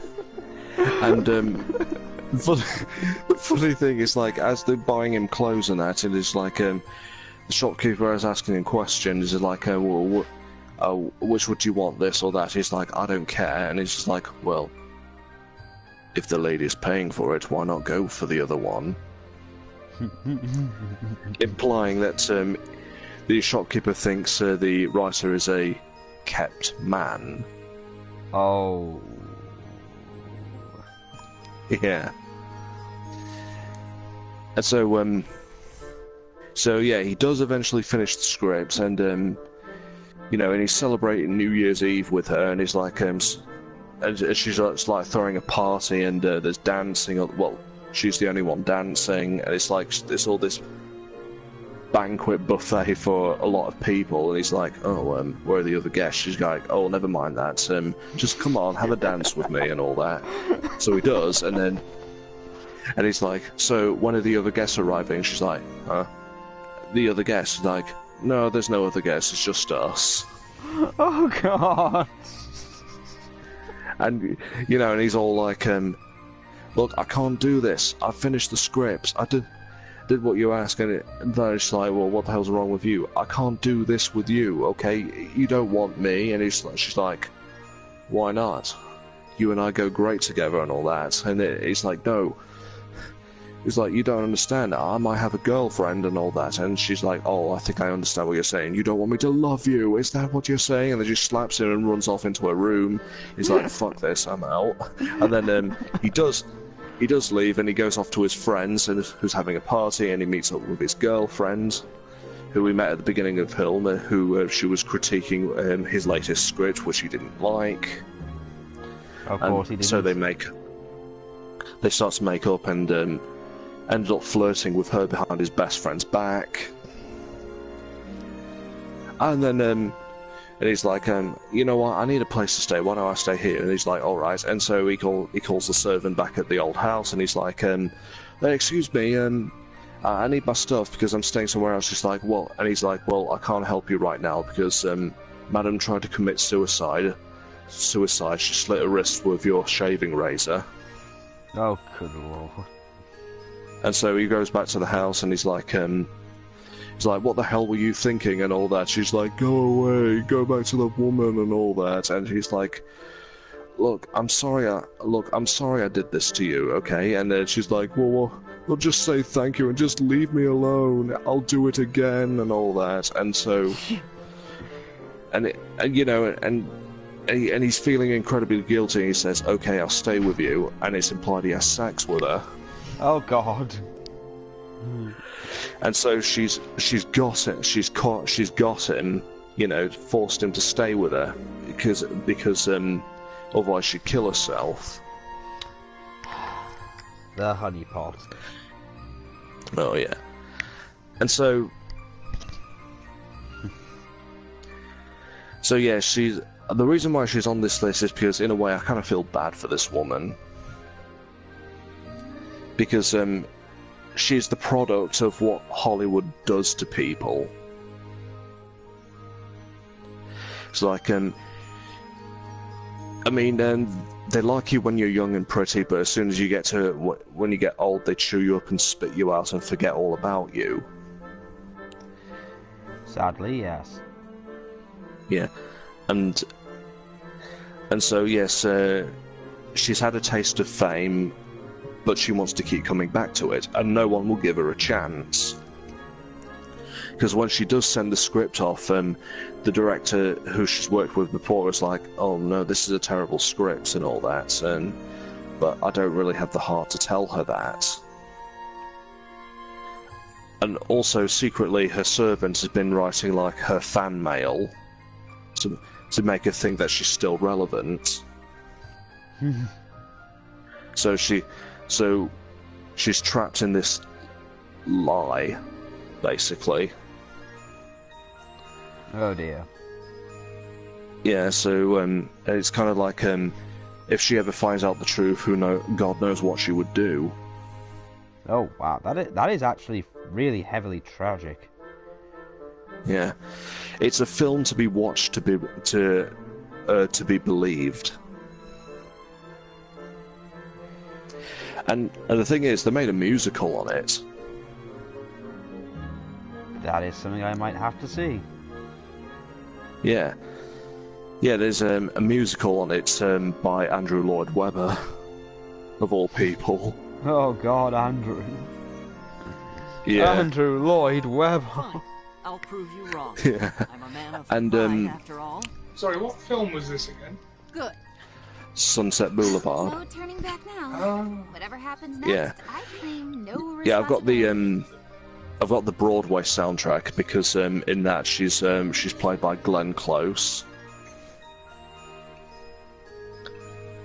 You know, before she took on the role of Cruella de Vil. Yeah. So, like I said, it's one of the films you need to watch before you die. One of those movies. Well, I'll definitely consider it. Oh, hello, everyone. Can I help you with something? Okay, that's enough of that one. Alright. Number 4 is Lola Bunny from the Looney Tunes show. Oh. Okay, Space Jam version or post-Space Jam? Space Jam. Ah, yes, Space Jam. Thing is, in Space Jam, she didn't have a personality. She did not. No. She was just this, She was the girl. Yeah, the girl. And she was overly sexualized for some reason. Yes, I know. I've seen the Nostalgia Critics bunny boobies thing. Yeah. No one wants to fuck a bunny. Oh, I just love... Except for Antoine. Antoine. We can use a form of predictive modeling to establish presumed compatibility. Yeah. So yeah, this became like her personality for a while. Well, her so-called personality for a while. Until we got to the Looney Tunes show, where she had like a dramatic change. Where she got a personality and she's just as crazy as the rest of them. Allow me to brief you on the Well, upcoming you need to operation. be. Yeah. And in this one, she becomes like a stalkerish girlfriend to Bugs Bunny. And it's like he first meets her at a country club where Daffy is like using like someone else's ID to get in. And so he was playing tennis, but Bugs keeps getting hidden by a bunch of tennis balls, and it turned out to be Lola. They meet and fall in love.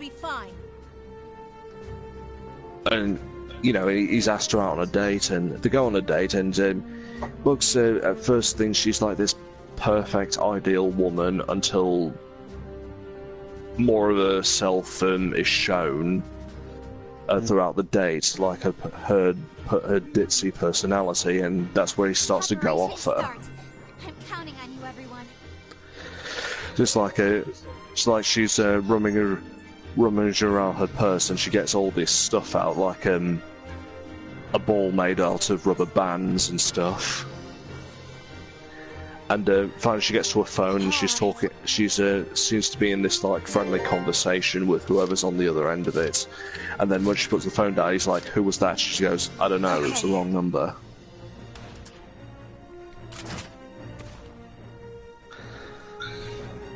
Yeah, kind of thing. And so yeah, she's I think the change is what she truly needed. Well, yeah, I mean, again, as you said, in Space Jam, she didn't really have a personality, say. Yeah. And she was also... Yeah. And also she was voiced by Kristen Wiig from the 2016 Ghostbusters. Ah. One of her better roles.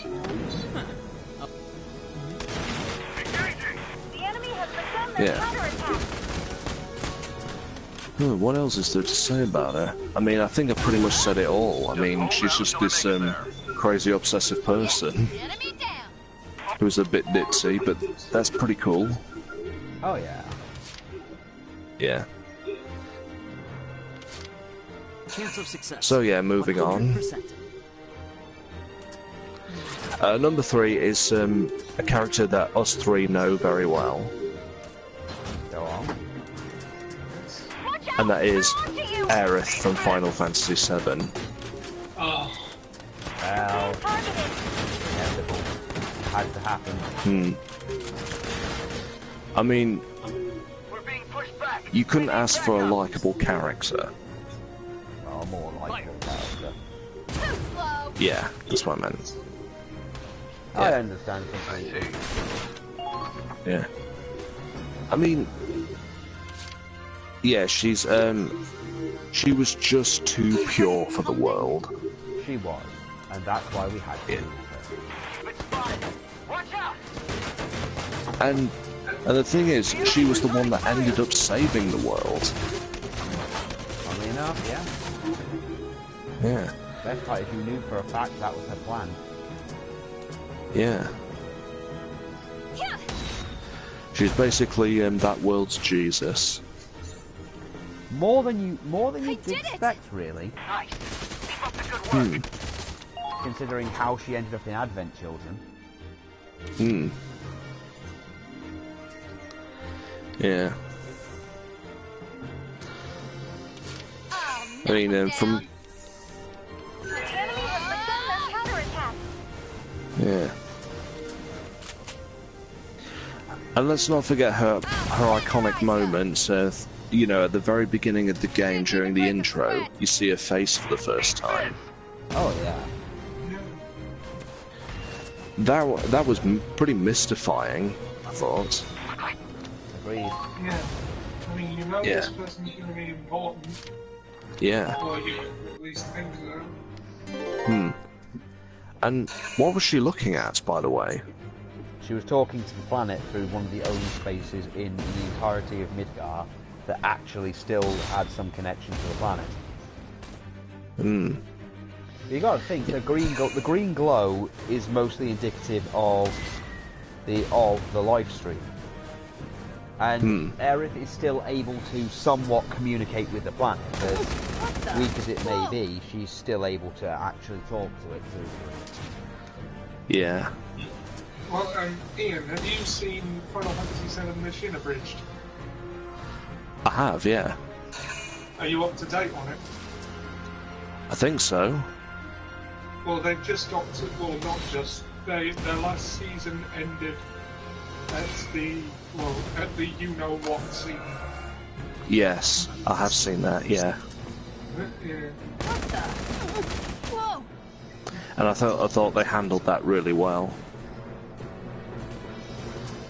Yeah. think You know, it's they a handled the character very well. Well, especially for a parody, but yeah. So yeah, and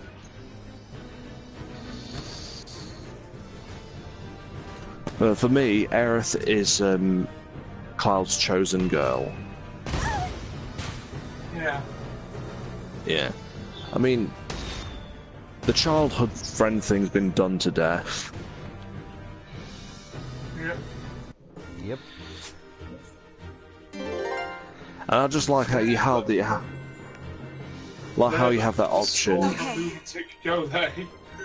Yeah. I'm so dizzy. Yeah. The enemy has So anyway,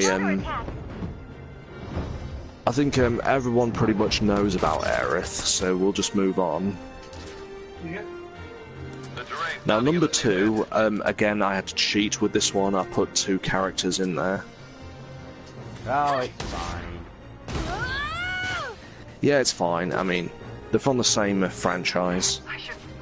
And I'm not sure how you two are familiar with this franchise. I mean, because this is more like I have to do my best. Will this do? a more modern franchise. Okay, which one is it? Forgive me. Has any of you ever heard of The Loud House? No. I have All not. allies have been taken out. Well, it's a cartoon on Nickelodeon. And it's a big hit. Okay. And I've only recently discovered this cartoon, and I just watched it, and oh my god. It's actually one of those modern cartoons that are actually good. Shall we begin? And basically what it's all about, it's about a boy who lives at home with 10 sisters. I have bullets to spare. Okay. And it's like the misadventures between him and his sisters, and you know, kind of thing. And it's just like different things, like attending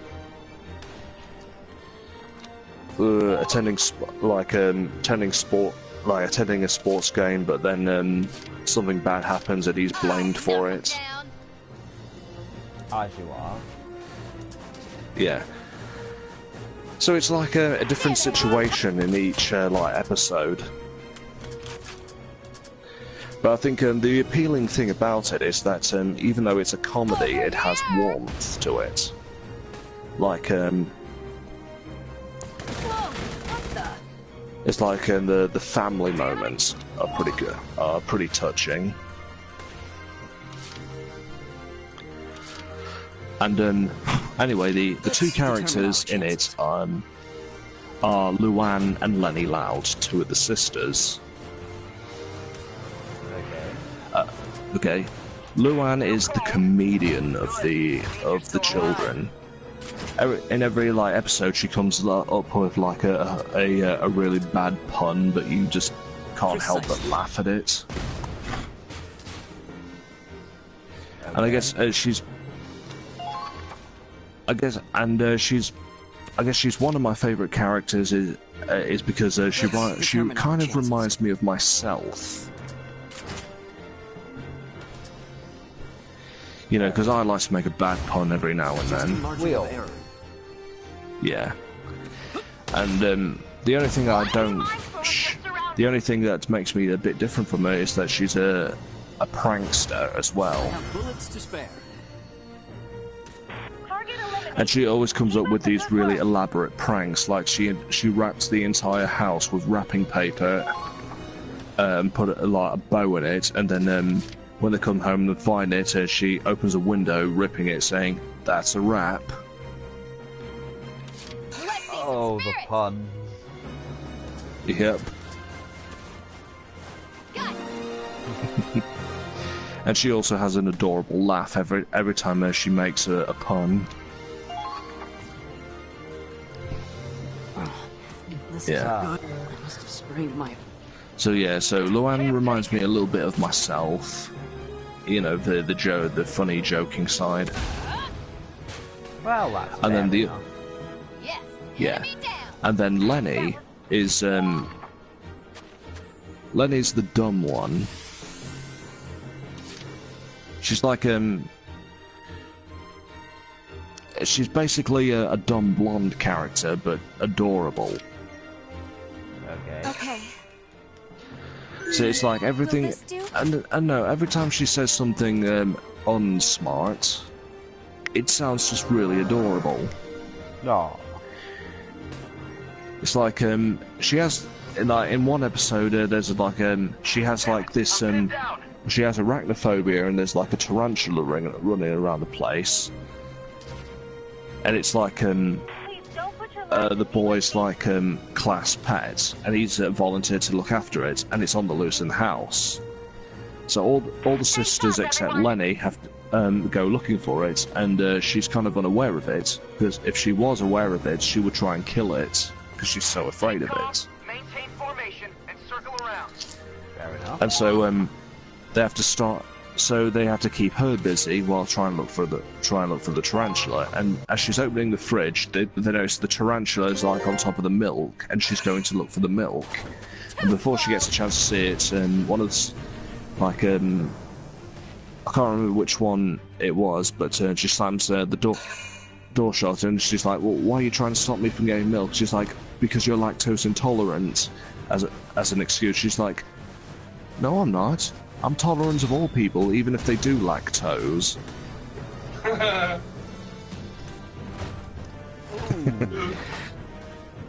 It's little things like that that make her adorable. It's the little things that make up life and make it fun. Yeah. That one caught me off guard. Yeah. There's even one where, with a flashback when she was a little girl and she's riding a bike for the first time. She's like, "Go bike," and she just topples over with it. Not even moving. And she also has a habit of running into, like walking into walls as well.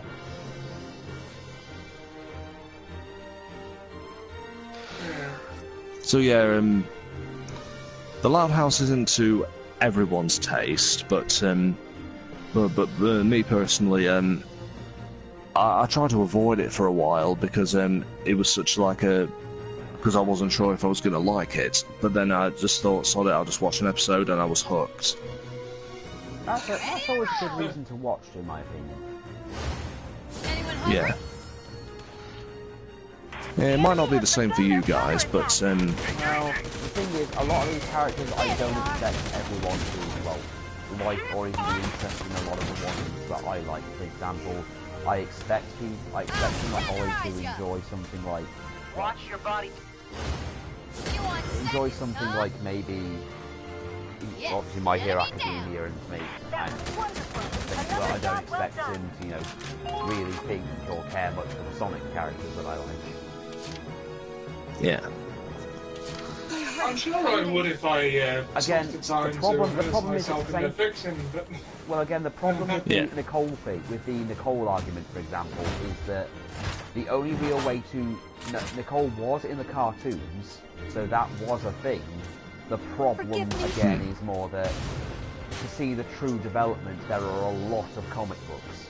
I did it!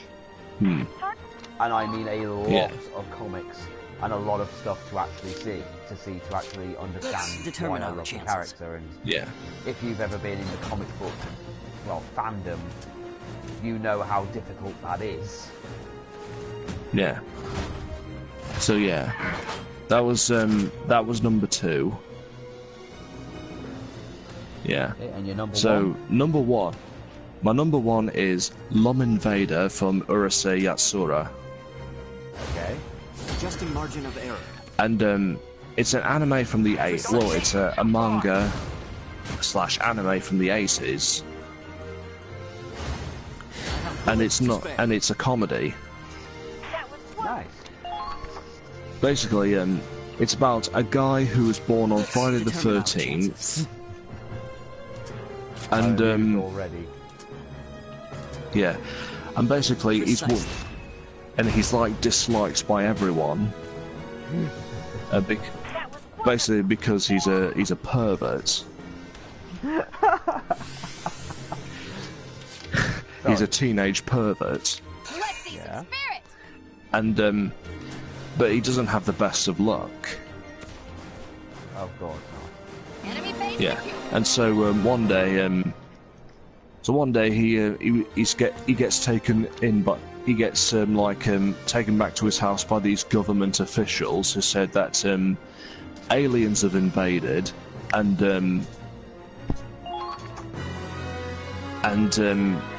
what they did this random selection for who they want to compete against their daughter in a game of tag. Off the enemy. Now we can head back. And he was randomly selected. Okay. And so the objective is, all he has to do is try and grab her by the horns. Oh dear, I can kind of start to see where this is going. Yasha.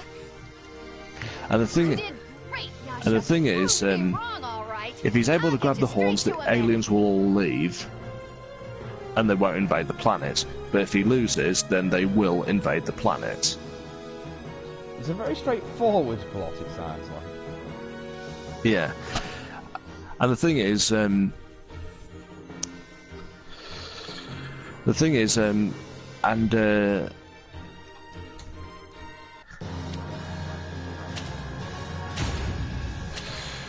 person he's up against is the daughter of the leader of the invaders, and that's Lum, the woman I mentioned. Right. And the problem is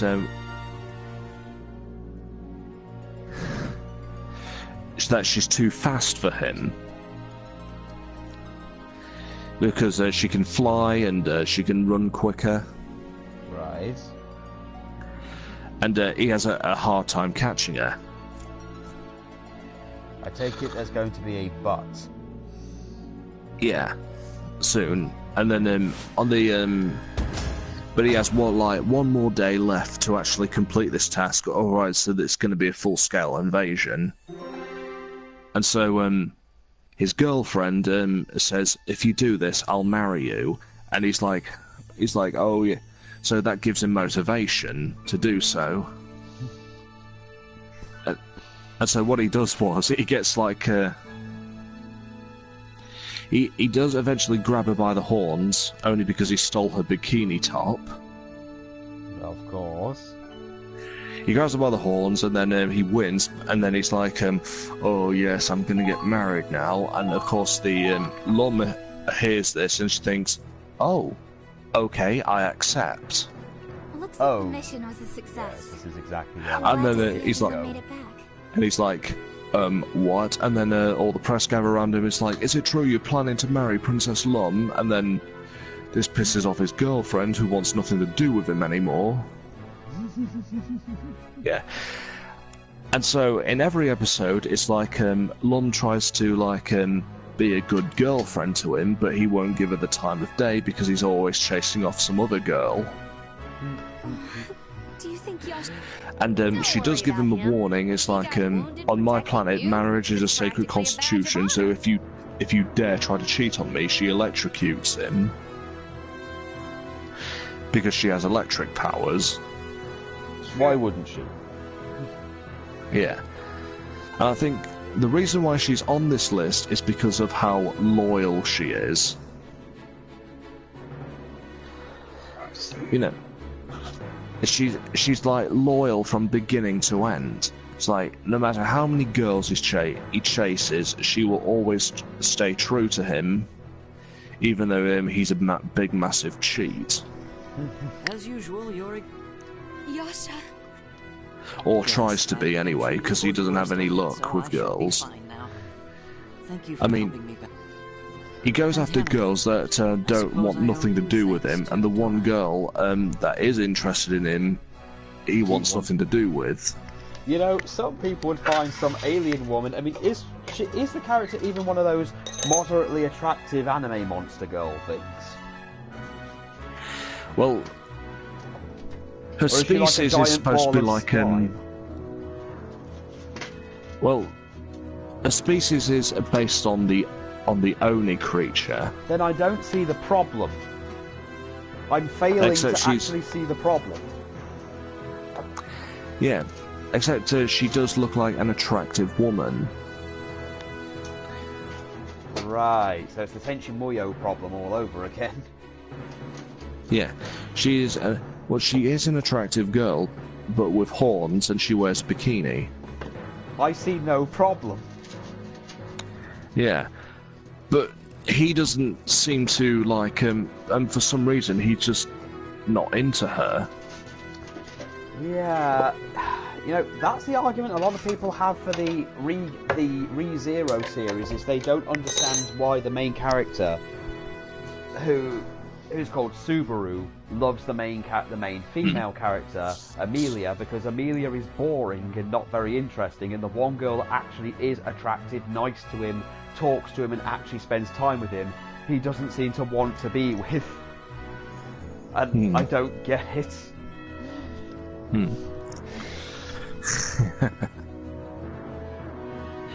And also she has like her own Earth fan club. Wow. And you know, and they see like this guy as their sworn enemy. Oh God. And they're like trying to attack him at every opportunity they can because they don't want him to sleep with her. Because they want to keep her pure.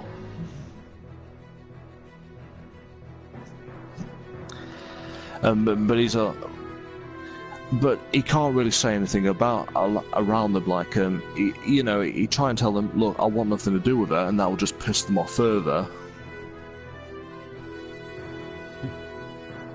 Yeah. So yeah, there's a lot of insane characters in that show.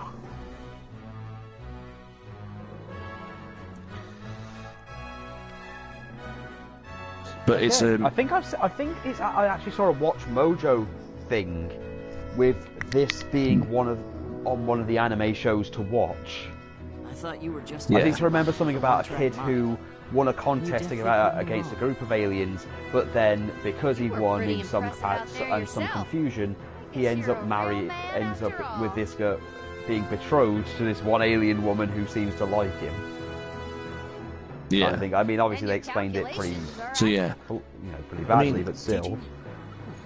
I haven't watched much of the anime. I've seen a couple of episodes, but I got into it through the manga. Naturally. Yeah.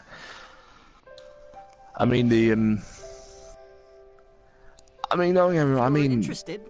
anime does have its moments. Like there's one episode that is just has a moment which is one gigantic mind fuck.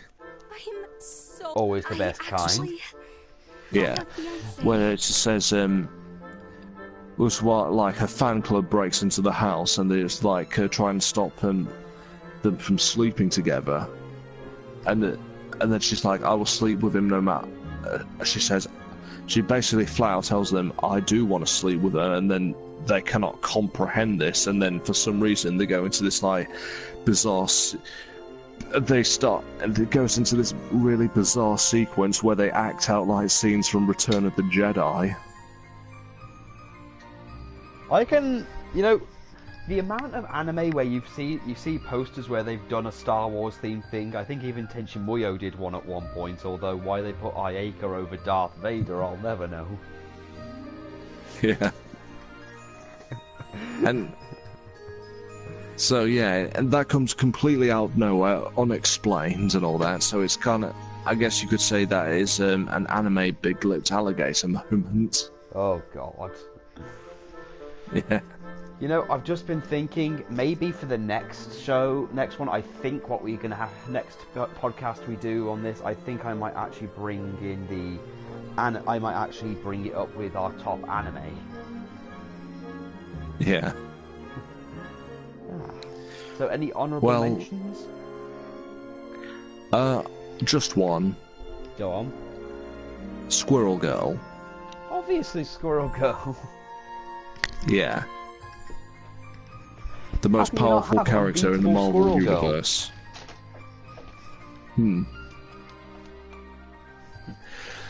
a character that's like beaten up some of the most powerfulest character in the Marvel universe.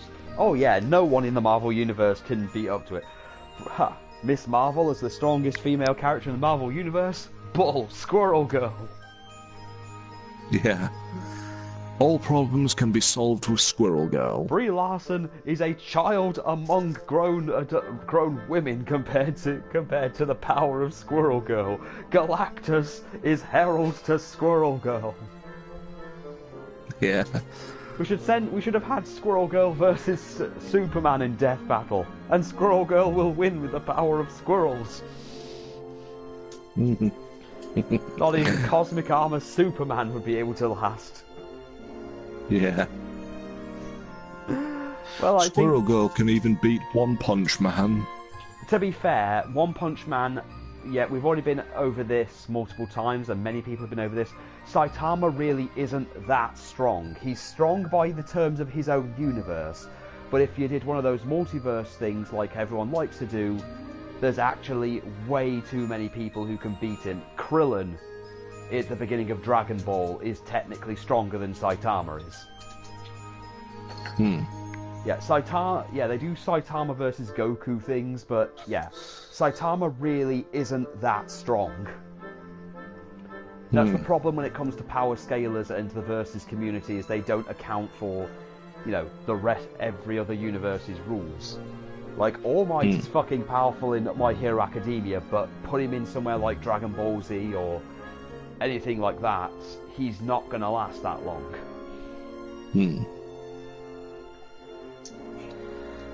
So yeah, that's pretty much all my female characters. I mean, I would love to put more on, but those are the ones that came into mind at the time that I was writing this. I mean, the only other character I'd really like to put in is Morrigan Ainsland, but again, there's very little to add with her. Because again, Capcom never truly finished her arc. And they've had 20 years to do it, and they just cock-tease everybody with it. Well, that'll be it then. Thank you for joining us on this podcast. This was actually 2 hours long,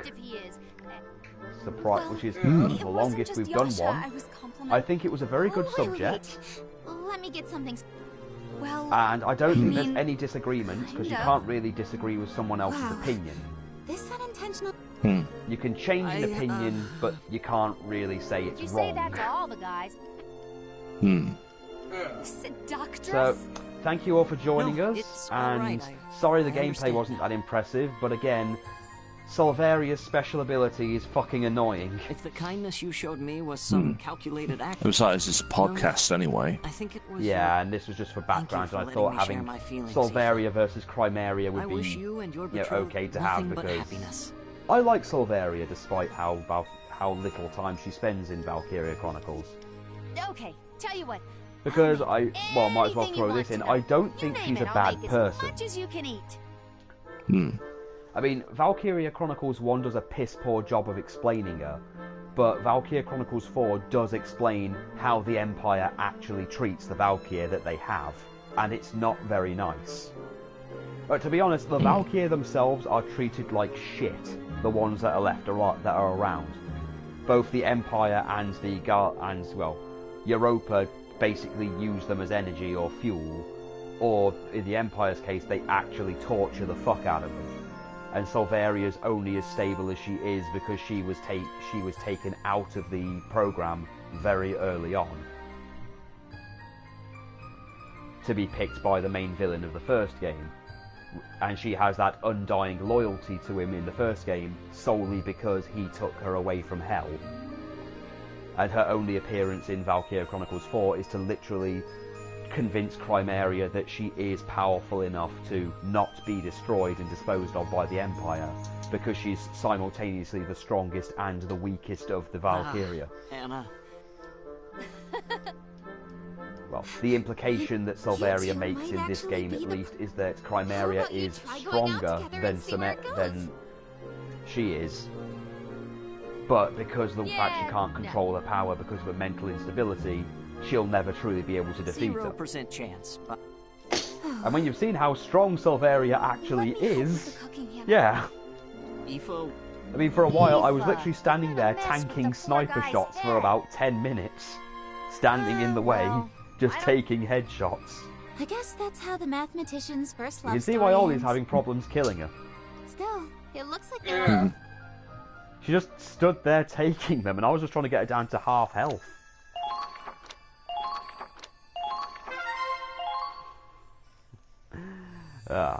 Well, thank you all for joining us. Thank you, Ollie and Ian, for joining me on this podcast. We will see you tomorrow on Ollie's channel for the wrestling version of the Bilgecast. Yeah. So, from here on Murasaki's Pits, Ian, where can the world find you? The world can find me at Within the Grey Walls, where I'll be continuing the Spider-Man DLC. And Ollie, where can the rest of the world find your wrong opinion and your crippled legs? I kid, of course. Seriously, watch it. Seriously, if anyone is watching this, or does get round to watching this, watch his Game of Thrones recaps. They are brilliant. You can find those on my YouTube channel, Ollie Johnson. I'm also Ollie Johnson on Twitch, Ollie Games, for my gaming streams. While I still have outstanding playthroughs to finish there.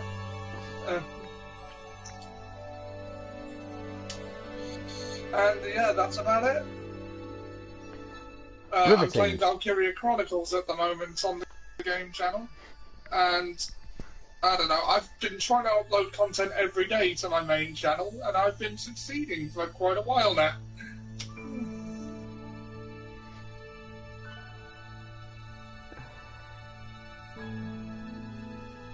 Well then, thank you everybody for joining us, and we'll see you all soon. Bye.